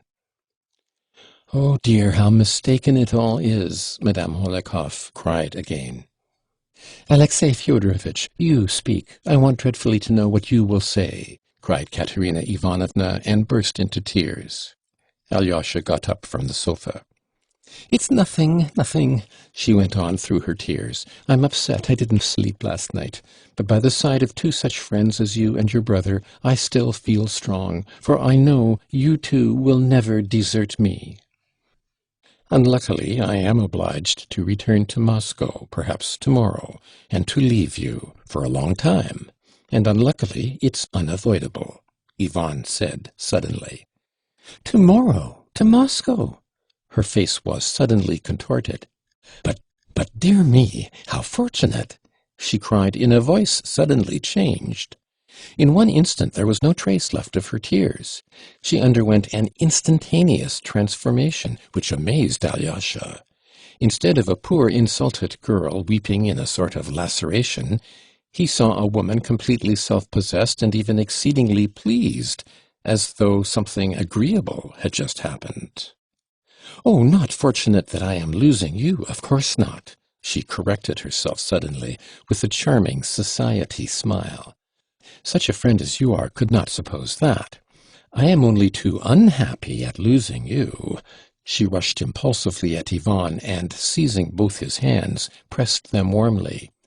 "But what is fortunate is that you will be able in Moscow to see Auntie and Agafea and to tell them all the horror of my present position. You can speak with complete openness to Agafea, but spare dear Auntie. You will know how to do that.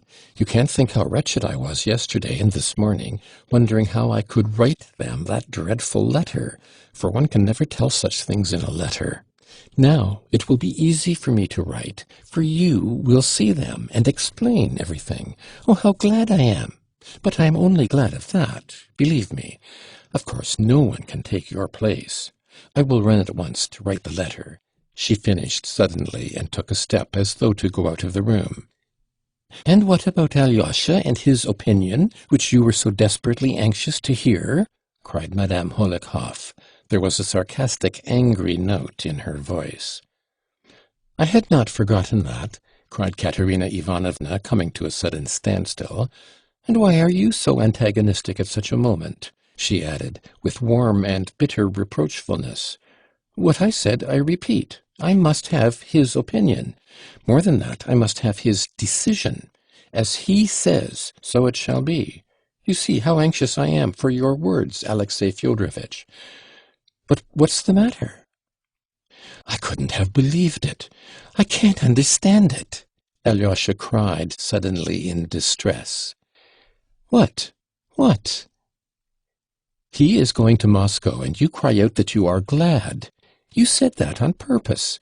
And you begin explaining that you are not glad of that, but sorry to be losing a friend. But that was acting too. You were playing a part, as in a theatre." In a theatre? What do you mean?" exclaimed Katerina Ivanovna, profoundly astonished, flushing crimson and frowning. "Though you assure him you are sorry to lose a friend in him, you persist in telling him to his face that it's fortunate he is going," said Alyosha breathlessly. He was standing at the table and did not sit down. "What are you talking about? I don't understand." "I don't understand myself. I seemed to see in a flash. I know I'm not saying it properly, but I'll say it all the same," Alyosha went on in the same shaking and broken voice. "What I see is that perhaps you don't love Dmitri at all, and never have, from the beginning. And Dmitri, too, has never loved you, and only esteems you. I really don't know how I dare to say all this, but somebody must tell the truth, for nobody here will tell the truth." "What truth?" cried Katerina Ivanovna, and there was an hysterical ring in her voice. "I'll tell you," Alyosha went on with desperate haste, as though he were jumping from the top of a house. "Call Dmitri, I will fetch him, and let him come here, and take your hand, and take Ivan's, and join your hands. For you're torturing Ivan simply because you love him, and torturing him because you love Dmitri through self-laceration, with an unreal love, because you've persuaded yourself." Alyosha broke off and was silent. You are a little religious idiot, that's what you are," Katerina Ivanovna snapped. Her face was white and her lips were moving with anger. Ivan suddenly laughed and got up. His hat was in his hand. "You are mistaken, my good Alyosha," he said, with an expression Alyosha had never seen in his face before, an expression of youthful sincerity and strong, irresistibly frank feeling. "Katerina Ivanovna has never cared for me. She has known all the time that I cared for her, though I never said a word of my love to her. She knew, but she didn't care for me. I have never been her friend either, not for one moment. She is too proud to need my friendship. She kept me at her side as a means of revenge. She revenged with me and on me all the insults which she has been continually receiving from Dmitri ever since their first meeting. For even that first meeting has rankled in her heart as an insult. That's what her heart is like. She has talked to me of nothing but her love for him. I'm going now. But believe me, Katerina Ivanovna, you really love him. And the more he insults you, the more you love him. That's your laceration. You love him just as he is. You love him for insulting you. If he reformed, you'd give him up at once and cease to love him.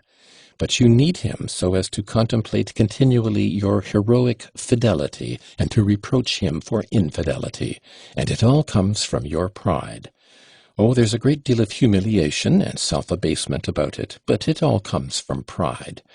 I am too young, and I've loved you too much. I know that I ought not to say this, that it would be more dignified on my part simply to leave you, and it would be less offensive for you. But I am going far away, and shall never come back. It is forever. I don't want to sit beside a laceration, but I don't know how to speak now. I've said everything. Goodbye, Katerina Ivanovna. You can't be angry with me, for I am 100 times more severely punished than you, if only by the fact that I shall never see you again. Goodbye. I don't want your hand. You have tortured me too deliberately for me to be able to forgive you at this moment. I shall forgive you later, but now I don't want your hand. Den Dank, Dame, begehr ich nicht, he added, with a forced smile, showing, however, that he could read Schiller and read him till he knew him by heart, which Alyosha would never have believed. He went out of the room without saying goodbye even to his hostess, Madame Hohlakovs. Alyosha clasped his hands. "Ivan!" he cried desperately after him. "Come back, Ivan! No, nothing will induce him to come back now," he cried again, regretfully realizing it. "But it's my fault, my fault. I began it. Ivan spoke angrily, wrongly, unjustly and angrily. He must come back here. Come back!" Alyosha kept exclaiming frantically. Katerina Ivanovna went suddenly into the next room. "You have done no harm. You behaved beautifully, like an angel. Madame Hohlakov whispered rapidly and ecstatically to Alyosha, "I will do my utmost to prevent Ivan Fyodorovitch from going." Her face beamed with delight, to the great distress of Alyosha, but Katerina Ivanovna suddenly returned. She had 200-ruble notes in her hand. "I have a great favor to ask of you, Alexey Fyodorovitch," she began, addressing Alyosha with an apparently calm and even voice, as though nothing had happened. I think it was a week ago, Dmitri Fyodorovitch was guilty of a hasty and unjust action, a very ugly action. There is a low tavern here, and in it he met that discharged officer, that captain whom your father used to employ in some business. Dmitri Fyodorovitch somehow lost his temper with this captain, seized him by the beard, and dragged him out into the street and for some distance along it in that insulting fashion. And I am told that his son, a boy, quite a child, who is at the school here, saw it and ran beside them, crying and begging for his father, appealing to everyone to defend him, while everyone laughed. You must forgive me, Alexey Fyodorovitch.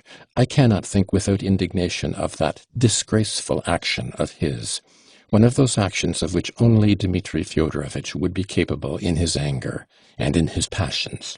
I can't describe it even. I can't find my words. I've made inquiries about his victim, and find he is quite a poor man. His name is Snegiryov.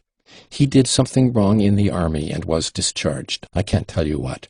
And now he has sunk into terrible destitution with his family, an unhappy family of sick children, and I believe an insane wife. He has been living here a long time. He used to work as a copying clerk, but now he is getting nothing. I thought I don't know, I am so confused. You see, I wanted to ask you, my dear Alexey Fyodorovitch, to go to him, to find some excuse to go to them, to that captain. Oh, goodness, how badly I explain it. And delicately, carefully, as only you know how to. Alyosha blushed. Manage to give him this assistance, these 200 rubles. He will be sure to take it. Persuade him to take it. Or rather, what do I mean? You see, it's not by way of compensation to prevent him from taking proceedings, for I believe he meant to, but simply a token of sympathy, of a desire to assist him from me, Dmitri Fyodorovitch's betrothed, not from himself. But I would go myself, but you'll know how to do it ever so much better. He lives in Lake Street, in the house of a woman called Kalmikov. For God's sake, Alexey Fyodorovitch, do it for me. And now I am rather tired. Goodbye. She turned and disappeared behind the portiere so quickly that Alyosha had not time to utter a word, though he wanted to speak. He longed to beg her pardon, to blame himself, to say something, for his heart was full and he could not bear to go out of the room without it. But Madame Hohlakov took him by the hand and drew him along with her. In the hall she stopped him again as before. She is proud, she is struggling with herself, but kind, charming, generous, she exclaimed in a half-whisper. Oh, how I love her, especially sometimes, and how glad I am again of everything. Dear Alexey Fyodorovitch, you didn't know, but I must tell you, that we all, both her aunts, I, and all of us, Lise even, have been hoping and praying for nothing for the last month but that she may give up your favorite Dmitri, who takes no notice of her and does not care for her, and may marry Ivan Fyodorovitch, such an excellent and cultivated young man who loves her more than anything in the world. We are in a regular plot to bring it about, and I am even staying on here, perhaps on that account. But she has been crying. She has been wounded again, cried Alyosha. Never trust a woman's tears, Alexey Fyodorovitch. I am never for the women in such cases. I am always on the side of the men. Mamma, you are spoiling him, Lise's little voice cried from behind the door. No, it was all my fault. I am horribly to blame, Alyosha repeated unconsoled, hiding his face in his hands in an agony of remorse for his indiscretion. Quite the contrary. You behaved like an angel, like an angel. I am ready to say so 1,000 times over. Mamma, how has he behaved like an angel? Lise's voice was heard again.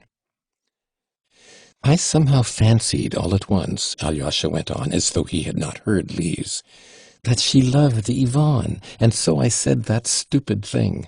What will happen now? To whom? To whom? Cried Lise. Mamma, you really want to be the death of me. I ask you, and you don't answer. At the moment, the maid ran in. Katerina Ivanovna is ill. She is crying, struggling, hysterics. What is the matter? Cried Lise in a tone of real anxiety. Mamma, I shall be having hysterics and not she. Lise, for mercy's sake, don't scream, don't persecute me.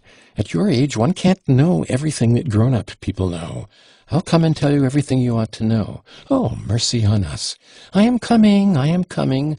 Hysterics is a good sign, Alexey Fyodorovitch. It's an excellent thing that she is hysterical. That's just as it ought to be. In such cases I am always against the woman, against all these feminine tears and hysterics. Run and say, Yulia, that I'll fly to her. As for Ivan Fyodorovitch's going away like that, it's her own fault. But he won't go away. Lise, for mercy's sake, don't scream. Oh, yes, you are not screaming. It's I am screaming. Forgive your mamma, but I am delighted. Did you notice, Alexey Fyodorovitch, how young Ivan Fyodorovitch was just now when he went out, when he said all that and went out? I thought he was so learned, such a savant, and all of a sudden he behaved so warmly, openly, and youthfully, with such youthful inexperience, and it was all so fine, like you. And the way he repeated that German verse, it was just like you. But I must fly. Alexey Fyodorovitch, make haste to carry out her commission, and then make haste back. Lise, do you want anything now? For mercy's sake, don't keep Alexey Fyodorovitch a minute. He will come back to you at once. Madame Hohlakovs at last ran off. Before leaving, Alyosha would have opened the door to see Lise. On no account, cried Lise. On no account now. Speak through the door. How have you come to be an angel? That's the only thing I want to know. For an awful piece of stupidity, Lise. Goodbye. Don't dare to go away like that, Lise was beginning. Lise, I have a real sorrow. I will be back directly, but I have a great, great sorrow. And he ran out of the room. End of section 29. Book 4, Chapter 6. A Laceration in the Cottage. He certainly was really grieved in a way he had seldom been before. He had rushed in like a fool, and meddled in what? In a love affair. But what do I know about it? What can I tell about such things? He repeated to himself for the 100th time, flushing crimson. Oh, being ashamed would be nothing. Shame is the only punishment I deserve. The trouble is I shall certainly have caused more unhappiness. And Father Zosima sent me to reconcile and bring them together. Is this the way to bring them together? Then he suddenly remembered how he had tried to join their hands, and he felt fearfully ashamed again. Though I acted quite sincerely, I must be more sensible in the future, he concluded suddenly, and did not even smile at his conclusion. Katerina Ivanovna's commission took him to Lake Street, and his brother Dmitri lived close by, in a turning out of Lake Street. Alyosha decided to go to him in any case before going to the captain, though he had a presentiment that he would not find his brother. He suspected that he would intentionally keep out of his way now, but he must find him anyhow. Time was passing. The thought of his dying elder had not left Alyosha for 1 minute from the time he set off from the monastery. There was one point which interested him particularly about Katerina Ivanovna's commission. When she had mentioned the captain's son, the little schoolboy who had run beside his father crying, the idea had at once struck Alyosha that this must be the schoolboy who had bitten his finger when he, Alyosha, asked him what he had done to hurt him.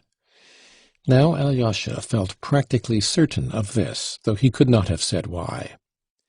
Thinking of another subject was a relief, and he resolved to think no more about the mischief he had done, and not to torture himself with remorse, but to do what he had to do, let come what would. At that thought he was completely comforted. Turning to the street where Dmitri lodged, he felt hungry, and taking out of his pocket the roll he had brought from his father's, he ate it. It made him feel stronger. Dmitri was not at home. The people of the house, an old cabinet-maker, his son, and his old wife, looked with positive suspicion at Alyosha. "He hasn't slept here for the last 3 nights. Maybe he has gone away," the old man said in answer to Alyosha's persistent inquiries. Alyosha saw that he was answering in accordance with instructions. When he asked whether he were not at Grushenka's or in hiding at Foma's, Alyosha spoke so freely on purpose, all 3 looked at him in alarm. "They are fond of him. They are doing their best for him," thought Alyosha. "That's good." At last he found the house in Lake Street. It was a decrepit little house, sunk on one side, with 3 windows looking into the street, and with a muddy yard, in the middle of which stood a solitary cow. He crossed the yard and found the door opening into the passage. On the left of the passage lived the old woman of the house with her old daughter. Both seemed to be deaf. In answer to his repeated inquiry for the captain, one of them at last understood that he was asking for their lodgers, and pointed to a door across the passage. The captain's lodging turned out to be a simple cottage room. Alyosha had his hand on the iron latch to open the door, when he was struck by the strange hush within. Yet he knew from Katerina Ivanovna's words that the man had a family. "Either they are all asleep, or perhaps they have heard me coming and are waiting for me to open the door. I'd better knock first." And he knocked. An answer came, but not at once, after an interval of perhaps 10 seconds. "Who's there?" shouted someone in a loud and very angry voice. Then Alyosha opened the door and crossed the threshold. He found himself in a regular peasant's room. Though it was large, it was cumbered up with domestic belongings of all sorts, and there were several people in it. On the left was a large Russian stove. From the stove to the window on the left was a string running across the room, and on it there were rags hanging. There was a bedstead against the wall on each side, right and left, covered with knitted quilts. On the one on the left was a pyramid of 4 print-covered pillows, each smaller than the one beneath. On the other there was only one very small pillow. The opposite corner was screened off by a curtain or a sheet hung on a string. Behind this curtain could be seen a bed made up on a bench and a chair. The rough square table of plain wood had been moved into the middle window. The 3 windows, which consisted each of 4 tiny, greenish, mildewy panes, gave little light and were close shut, so that the room was not very light and rather stuffy.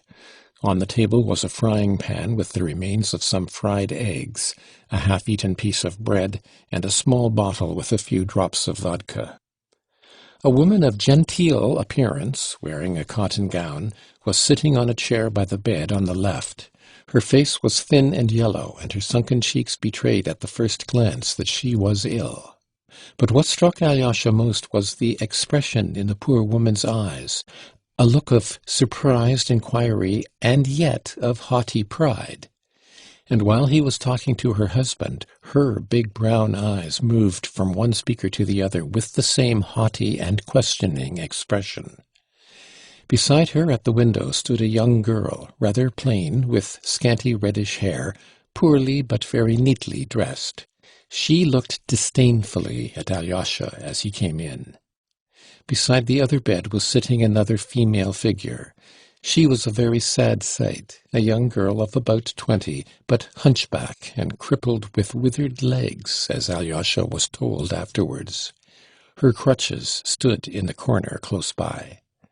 The strikingly beautiful and gentle eyes of this poor girl looked with mild serenity at Alyosha. A man of 45 was sitting at the table, finishing the fried eggs. He was spare, small, and weakly built. He had reddish hair and a scanty, light-colored beard, very much like a wisp of tow. This comparison and the phrase, "a wisp of tow," flashed at once into Alyosha's mind. For some reason, he remembered it afterwards. It was obviously this gentleman who had shouted to him, as there was no other man in the room. But when Alyosha went in, he leapt up from the bench on which he was sitting, and, hastily wiping his mouth with a ragged napkin, darted up to Alyosha. "It's a monk come to beg for the monastery. A nice place to come to," the girl standing in the left corner said aloud. The man spun round instantly towards her and answered her in an excited and breaking voice. "No, Varvara, you are wrong. Allow me to ask," he turned again to Alyosha, "what has brought you to our retreat?" Alyosha looked attentively at him. It was the first time he had seen him. There was something angular, flurried, and irritable about him. Though he had obviously just been drinking, he was not drunk. There was extraordinary impudence in his expression, and yet, strange to say, at the same time there was fear. He looked like a man who had long been kept in subjection and had submitted to it, and now had suddenly turned and was trying to assert himself. Or, better still, like a man who wants dreadfully to hit you, but is horribly afraid you will hit him. In his words and in the intonation of his shrill voice there was a sort of crazy humour, at times spiteful and at times cringing, and continually shifting from one tone to another. The question about our retreat he had asked, as it were, quivering all over, rolling his eyes, and skipping up so close to Alyosha that he instinctively drew back a step. He was dressed in a very shabby dark cotton coat, patched and spotted. He wore checked trousers of an extremely light colour, long out of fashion, and of very thin material. They were so crumpled and so short that he looked as though he had grown out of them like a boy. "I am Alexei Karamazov," Alyosha began in reply. "I quite understand that, sir," the gentleman snapped out at once, to assure him that he knew who he was already. "I am Captain Snegiryov, sir, but I am still desirous to know precisely what has led you." "Oh, I've come for nothing special. I wanted to have a word with you, if only you allow me." "In that case, here is a chair, sir. Kindly be seated. That's what they used to say in the old comedies, kindly be seated." And with a rapid gesture he seized an empty chair, it was a rough wooden chair, not upholstered, and set it for him almost in the middle of the room. Then, taking another similar chair for himself, he sat down facing Alyosha, so close to him that their knees almost touched. "Nikolai Ilyich Snegiryov, sir, formerly a captain in the Russian infantry, put to shame for his vices, but still a captain. Though I might not be one now, for the way I talk. For the last half of my life I've learnt to say, 'sir.' It's a word you use when you've come down in the world." "That's very true," smiled Alyosha. "But is it used involuntarily or on purpose?" "As God's above, it's involuntary, and I usen't to use it. I didn't use the word 'sir' all my life, but as soon as I sank into low water I began to say 'sir.' It's the work of a higher power. I see you are interested in contemporary questions, but how can I have excited your curiosity, living as I do in surroundings impossible for the exercise of hospitality?" "I've come about that business." "About what business?" the captain interrupted impatiently. "About your meeting with my brother Dmitri Fyodorovitch," Alyosha blurted out awkwardly. "What meeting, sir? You don't mean that meeting? About my wisp of tow, then?" He moved closer so that his knees positively knocked against Alyosha. His lips were strangely compressed, like a thread. "What wisp of tow?" muttered Alyosha. "He is come to complain of me, father," cried a voice familiar to Alyosha, the voice of the schoolboy, from behind the curtain. "I bit his finger just now." The curtain was pulled, and Alyosha saw his assailant lying on a little bed made up on the bench and the chair in the corner under the icons. The boy lay covered by his coat and an old wadded quilt. He was evidently unwell, and, judging by his glittering eyes, he was in a fever. He looked at Alyosha without fear, as though he felt he was at home and could not be touched. "What, did he bite your finger?" The captain jumped up from his chair. "Was it your finger he bit?" "Yes, he was throwing stones with other schoolboys. There were 6 of them against him alone. I went up to him, and he threw a stone at me, and then another at my head. I asked him what I had done to him, and then he rushed at me and bit my finger badly. I don't know why." "I'll thrash him, sir, at once, this minute." The captain jumped up from his seat. "But I am not complaining at all. I am simply telling you. I don't want him to be thrashed. Besides, he seems to be ill." "And do you suppose I'd thrash him? That I'd take my Ilyusha and thrash him before you for your satisfaction? Would you like it done at once, sir?" said the captain, suddenly turning to Alyosha as though he were going to attack him. "I am sorry about your finger, sir, but instead of thrashing Ilyusha, would you like me to chop off my 4 fingers with this knife here before your eyes to satisfy your just wrath? I should think 4 fingers would be enough to satisfy your thirst for vengeance. You won't ask for the 5th one, too?" He stopped short with a catch in his throat. Every feature in his face was twitching and working. He looked extremely defiant. He was in a sort of frenzy. "I think I understand it all now," said Alyosha gently and sorrowfully, still keeping his seat. "So your boy is a good boy. He loves his father, and he attacked me as the brother of your assailant. Now I understand it," he repeated thoughtfully.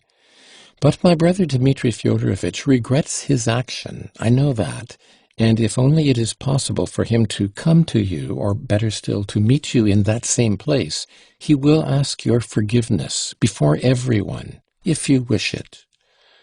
"After pulling out my beard, you mean, he will ask my forgiveness?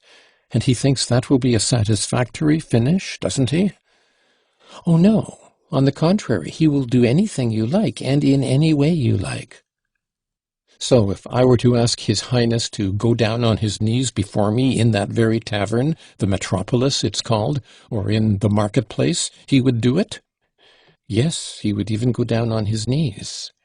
"You've pierced me to the heart, sir, touched me to tears and pierced me to the heart. I am only too sensible of your brother's generosity. Allow me to introduce my family, my 2 daughters and my son, my litter. If I die, who will care for them? And while I live, who but they will care for a wretch like me? That's a great thing the Lord has ordained for every man of my sort, sir, for there must be someone able to love even a man like me." "Ah, that's perfectly true," exclaimed Alyosha. "Oh, do leave off playing the fool. Some idiot comes in and you put us to shame," cried the girl by the window, suddenly turning to her father with a disdainful and contemptuous air. "Wait a little, Varvara," cried her father, speaking peremptorily, but looking at her quite approvingly. "That's her character," he said, addressing Alyosha again. "And in all nature there was naught that could find favour in his eyes, or rather in the feminine, that could find favour in her eyes. But now let me present you to my wife, Arina Petrovna. She is crippled, she is 43, she can move but very little. She is of humble origin. Arina Petrovna, compose your countenance. This is Alexey Fyodorovitch Karamazov. Get up, Alexey Fyodorovitch." He took him by the hand, and with unexpected force pulled him up. "You must stand up to be introduced to a lady. It's not the Karamazov mamma who, etc., but his brother, radiant with modest virtues. Come, Arina Petrovna, come, mamma. First your hand to be kissed." And he kissed his wife's hand respectfully and even tenderly. The girl at the window turned her back indignantly on the scene. An expression of extraordinary cordiality came over the haughtily inquiring face of the woman. "Good morning. Sit down, Mr. Chernomazov," she said. "Karamazov, mamma, Karamazov. We are of humble origin," he whispered again. Well, Karamazov, or whatever it is, but I always think of Chernomazov. Sit down. Why has he pulled you up? He calls me crippled, but I am not. Only my legs are swollen like barrels, and I am shriveled up myself. Once I used to be so fat, but now it's as though I had swallowed a needle. We are of humble origin, the captain muttered again. Oh, father, father, the hunchback girl, who had till then been silent on her chair, said suddenly, and she hid her eyes in her handkerchief. Buffoon, blurted out the girl at the window. Have you heard our news? Said the mother, pointing at her daughters. It's like clouds coming over. The clouds pass and we have music again. When we were with the army, we used to have many such guests. I don't mean to make any comparisons, everyone to their taste. The deacon's wife used to come then and say, Alexander Alexandrovitch is a man of the noblest heart, but Nastasia Petrovna, she would say, is of the brood of hell. Well, I said, that's a matter of taste, but you are a little spitfire. And you want keeping in your place, says she. You black sword, said I, who asked you to teach me? But my breath, says she, is clean, and yours is unclean. You ask all the officers whether my breath is unclean, and ever since then I had it in my mind. Not long ago I was sitting here as I am now, when I saw that very general come in who came here for Easter, and I asked him, Your Excellency, said I, can a lady's breath be unpleasant? Yes, he answered, you ought to open a window pane or open the door, for the air is not fresh here. And they all go on like that. And what is my breath to them? The dead smell worse still. I won't spoil the air, said I. I'll order some slippers and go away. My darlings, don't blame your own mother. Nikolai Ilyich, how is it I can't please you? There's only Ilusha who comes home from school and loves me. Yesterday he brought me an apple. Forgive your own mother. Forgive a poor lonely creature. Why has my breath become unpleasant to you? And the poor mad woman broke into sobs, and tears streamed down her cheeks. The captain rushed up to her. Mamma, mamma, my dear, give over. You are not lonely. Everyone loves you. Everyone adores you. He began kissing both her hands again and tenderly stroking her face. Taking the dinner napkin, he began wiping away her tears. Alyosha fancied that he too had tears in his eyes. There, you see, you hear? He turned with a sort of fury to Alyosha, pointing to the poor imbecile. I see and hear, muttered Alyosha. Father, father, how can you, with him? Let him alone, cried the boy, sitting up in his bed and gazing at his father with glowing eyes. Do give over fooling, showing off your silly antics which never lead to anything, shouted Varvara, stamping her foot with passion. Your anger is quite just this time, Varvara, and I'll make haste to satisfy you. Come, put on your cap, Alexey Fyodorovitch, and I'll put on mine. We will go out. I have a word to say to you in earnest, but not within these walls. This girl sitting here is my daughter Nina. I forgot to introduce her to you. She is a heavenly angel incarnate who has flown down to us mortals, if you can understand. There he is, shaking all over as though he is in convulsions, Varvara went on indignantly. And she there stamping her foot at me and calling me a fool just now, she is a heavenly angel incarnate too, and she has good reason to call me so. Come along, Alexey Fyodorovitch, we must make an end. And, snatching Alyosha's hand, he drew him out of the room into the street. End of section 30. Book 4, Chapter 7. And in the open air. The air is fresh, but in my apartment it is not so in any sense of the word. Let us walk slowly, sir. I should be glad of your kind interest. I too have something important to say to you, observed Alyosha, only I don't know how to begin. To be sure, you must have business with me. You would never have looked in upon me without some object. unless you come simply to complain of the boy, and that's hardly likely. And by the way, about the boy, I could not explain to you in there, but here I will describe that scene to you. My toe was thicker a week ago. I mean my beard. That's the nickname they give to my beard, the schoolboys most of all. Well, your brother Dmitri Fyodorovitch was pulling me by my beard. I'd done nothing. He was in a towering rage and happened to come upon me. He dragged me out of the tavern into the marketplace. At that moment the boys were coming out of school, and with them Ilyusha. As soon as he saw me in such a state, he rushed up to me. "Father," he cried, "Father!" He caught hold of me, hugged me, tried to pull me away, crying to my assailant, let go, it's my father, forgive him." Yes, he actually cried, "Forgive him." He clutched at that very hand, in his little hands, and kissed it. I remember his little face at that moment. I haven't forgotten it, and I never shall. "I swear," cried Alyosha, "that my brother will express his most deep and sincere regret, even if he has to go down on his knees in that same marketplace. I'll make him, or he is no brother of mine." "Aha! Then it's only a suggestion, and it does not come from him, but simply from the generosity of your own warm heart. You should have said so. No, in that case, allow me to tell you of your brother's highly chivalrous, soldierly generosity, for he did give expression to it at the time. He left off dragging me by my beard and released me. 'You are an officer,' he said, 'and I am an officer. If you can find a decent man to be your second, send me your challenge. I will give satisfaction, though you are a scoundrel.'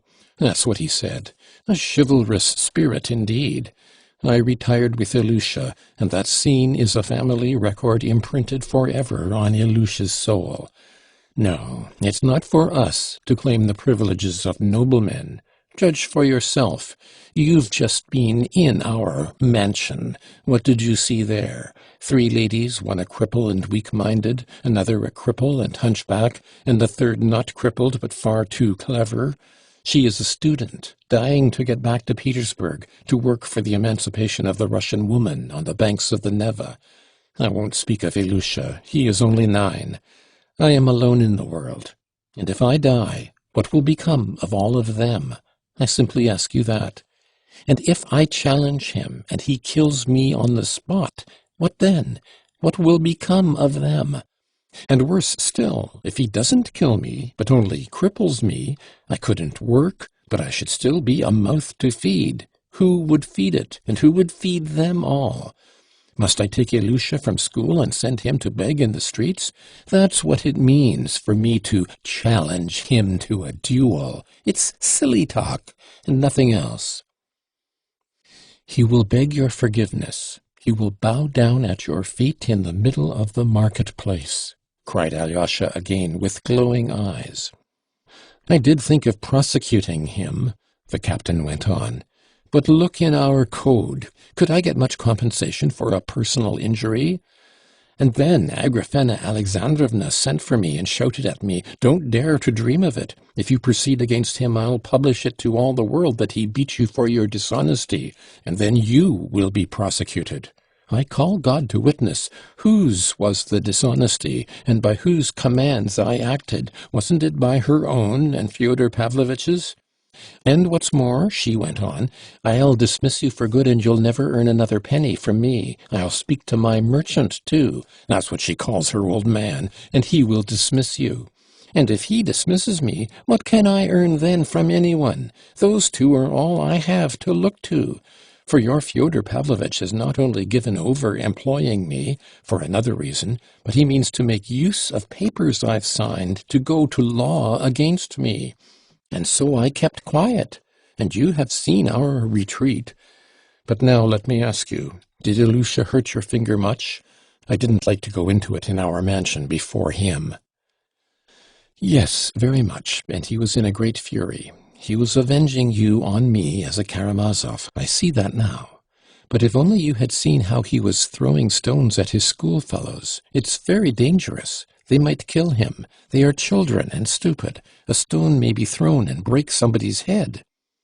That's just what has happened. He has been bruised by a stone today, not on the head, but on the chest, just above the heart. He came home crying and groaning, and now he is ill. And you know, he attacks them first. He is bitter against them on your account.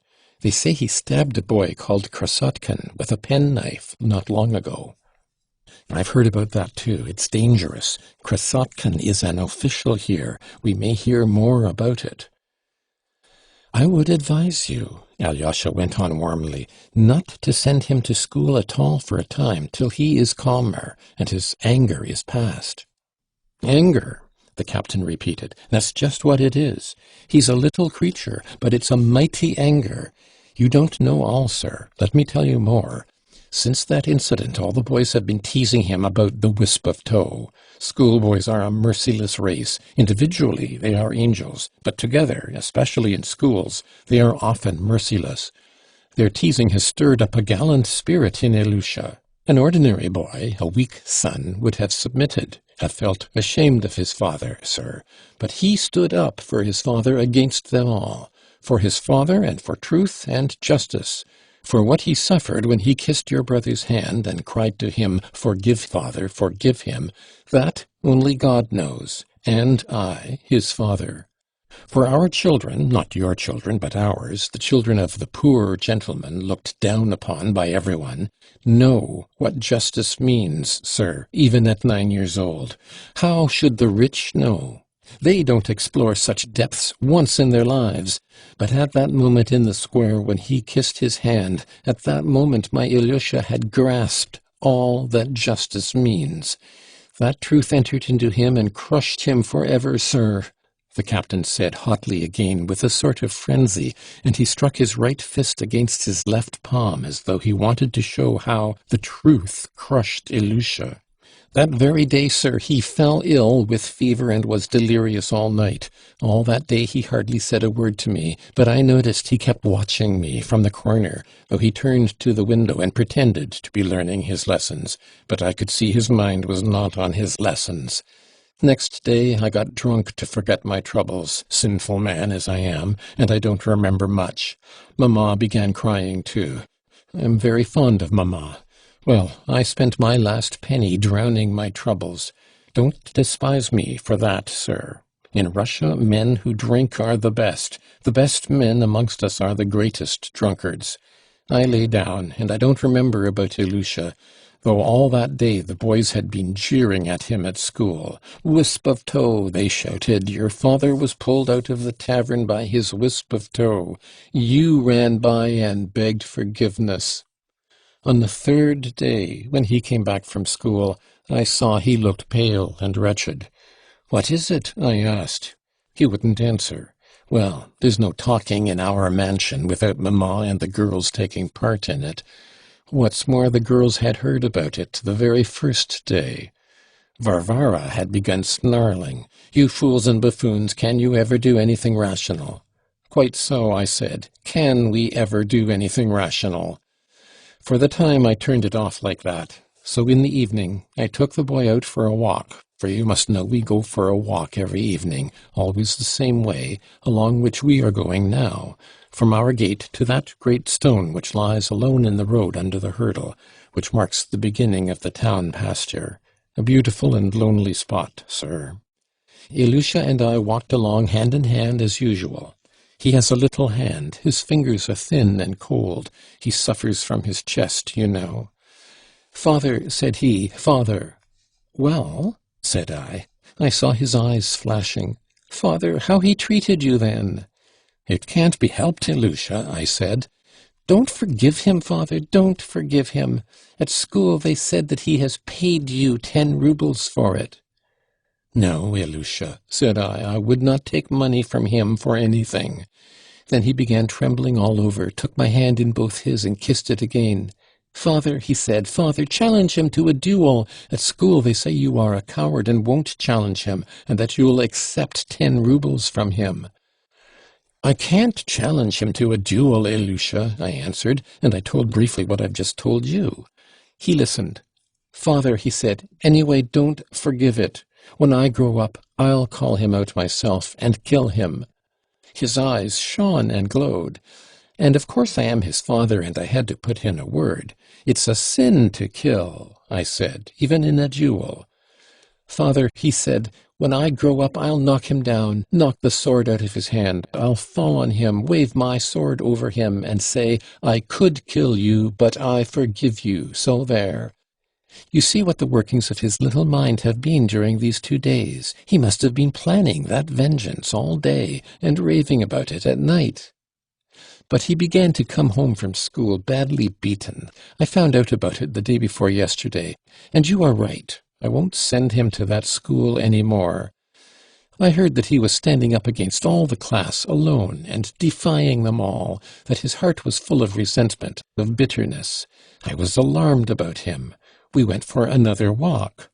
Father, he asked, are the rich people stronger than anyone else on earth? Yes, Ilusha, I said, there are no people on earth stronger than the rich. Father, he said, I will get rich. I will become an officer and conquer everybody. The Tsar will reward me. I will come back here, and then no one will dare. Then he was silent, and his lips still kept trembling. Father, he said, what a horrid town this is. Yes, Ilusha, I said, it isn't a very nice town. Father, let us move into another town, a nice one, he said, where people don't know about us. We will move, we will, Ilusha, said I, only I must save up for it. I was glad to be able to turn his mind from painful thoughts, and we began to dream of how we would move to another town, how we would buy a horse and cart. We will put Mamma and your sisters inside. We will cover them up, and we'll walk. You shall have a lift now and then, and I'll walk beside, for we must take care of our horse. We can't all ride. That's how we'll go. He was enchanted at that, most of all at the thought of having a horse and driving him, for of course a Russian boy is born among horses. We chattered a long while.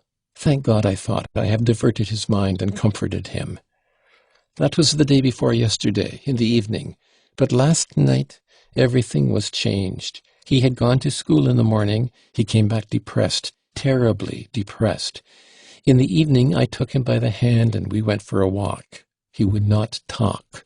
There was a wind blowing and no sun, and a feeling of autumn. Twilight was coming on. We walked along, both of us depressed. Well, my boy, said I, how about our setting off on our travels? I thought I might bring him back to our talk of the day before. He didn't answer, but I felt his fingers trembling in my hand. I thought, it's a bad job. There's something fresh. We had reached the stone where we are now. I sat down on the stone, and in the air there were lots of kites, flapping and whirling. There were as many as 30 in sight. Of course, it's just the season for the kites. Look, Ilusha, said I, it's time we got out our last year's kite again. I'll mend it. Where have you put it away? My boy made no answer.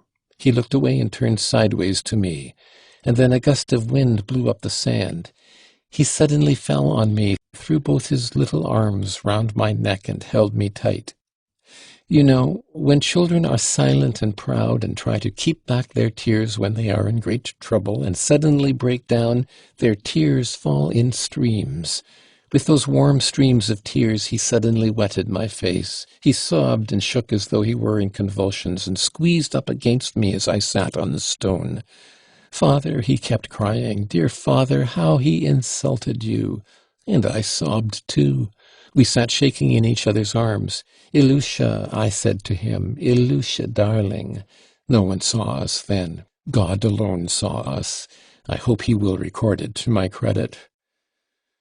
You must thank your brother, Alexey Fyodorovitch. No, sir, I won't thrash my boy for your satisfaction.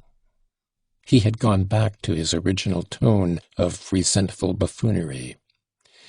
Alyosha felt, though, that he trusted him, and that if there had been someone else in his, Alyosha's place, the man would not have spoken so openly, and would not have told what he had just told.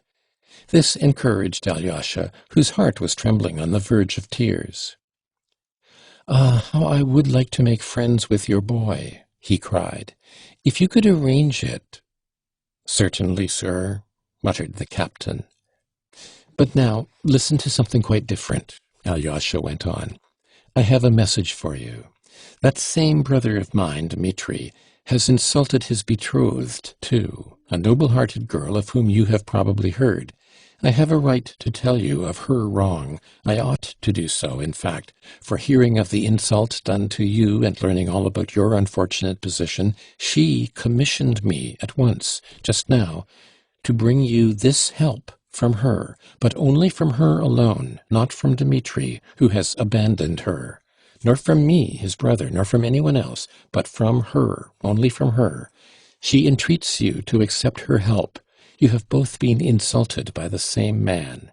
She thought of you only when she had just received a similar insult from him, similar in its cruelty, I mean. She comes like a sister to help a brother in misfortune. She told me to persuade you to take these 200 rubles from her as from a sister, knowing that you are in such need. No one will know of it. It can give rise to no unjust slander. There are the 200 rubles, and I swear you must take them unless all men are to be enemies on earth. But there are brothers even on earth. You have a generous heart. You must see that. You must. And Alyosha held out 2 new rainbow-colored 100-ruble notes. They were both standing at the time by the great stone close to the fence, and there was no one near. The notes seemed to produce a tremendous impression on the captain. He started, but at first only from astonishment. Such an outcome of their conversation was the last thing he expected. Nothing could have been farther from his dreams than help from anyone, and such a sum. He took the notes, and for a minute he was almost unable to answer. Quite a new expression came into his face. That for me? So much money, 200 rubles. Good heavens! Why, I haven't seen so much money for the last 4 years. Mercy on us! And she says she is a sister. And is that the truth? I swear that all I have told you is the truth, cried Alyosha. The captain flushed red. Listen, my dear, listen. If I take it, I shan't be behaving like a scoundrel? In your eyes, Alexey Fyodorovitch, I shan't be a scoundrel? No, Alexey Fyodorovitch, listen. He hurried, touching Alyosha with both his hands. You are persuading me to take it, saying that it's a sister sends it, but inwardly, in your heart, won't you feel contempt for me if I take it, eh? No, on my salvation I swear I shan't, and no one will ever know but me, I, you, and she, and one other lady, her great friend. Never mind the lady. Listen, Alexey Fyodorovitch, at a moment like this you must listen, for you can't understand what these 200 rubles mean to me now. The poor fellow went on rising gradually into a sort of incoherent, almost wild enthusiasm. He was thrown off his balance and talked extremely fast, as though afraid he would not be allowed to say all he had to say. Besides its being honestly acquired from a sister so highly respected and revered, do you know that now I can look after Mamma and Nina, my hunchback angel daughter? Dr. Herzenstube came to me in the kindness of his heart and was examining them both for a whole hour. I can make nothing of it, said he, but he prescribed a mineral water which is kept at a chemist's here. He said it would be sure to do her good, and he ordered baths, too, with some medicine in them. The mineral water costs 30 kopecks, and she'd need to drink 40 bottles perhaps. So I took the prescription and laid it on the shelf under the icons, and there it lies. And he ordered hot baths for Nina with something dissolved in them morning and evening. But how can we carry out such a cure in our mansion, without servants, without help, without a bath, and without water? Nina is rheumatic all over. I don't think I told you that. All her right side aches at night. She is in agony, and would you believe it, the angel bears it without groaning for fear of waking us. We eat what we can get, and she'll only take the leavings, what you'd scarcely give to a dog. I am not worth it. I am taking it from you. I am a burden on you. That's what her angel eyes try to express. We wait on her, but she doesn't like it.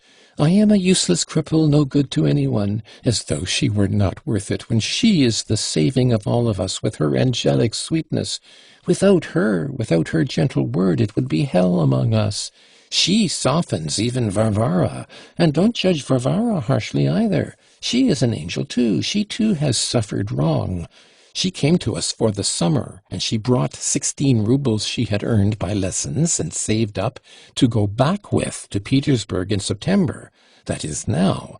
But we took her money and lived on it, so now she has nothing to go back with, though indeed she couldn't go back, for she has to work for us like a slave. She is like an overdriven horse with all of us on her back. She waits on us all, mends and washes, sweeps the floor, puts Mamma to bed. And Mamma is capricious and tearful and insane. And now I can get a servant with this money. You understand, Alexey Fyodorovitch?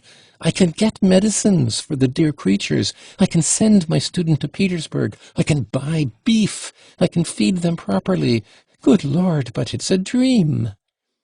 Alyosha was delighted that he had brought him such happiness, and that the poor fellow had consented to be made happy.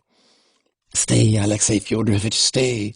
The captain began to talk with frenzied rapidity, carried away by a new daydream. "Do you know that Ilusha and I will perhaps really carry out our dream? We will buy a horse and cart, a black horse, he insists on it being black, and we will set off as we pretended the other day. I have an old friend, a lawyer in K province, and I heard through a trustworthy man that if I were to go, he'd give me a place as clerk in his office. So, who knows, maybe he would. So I'd just put Mamma and Nina in the cart, and Ilusha could drive, and I'd walk. Why, if I only succeed in getting one debt paid that's owing me, I should have perhaps enough for that too."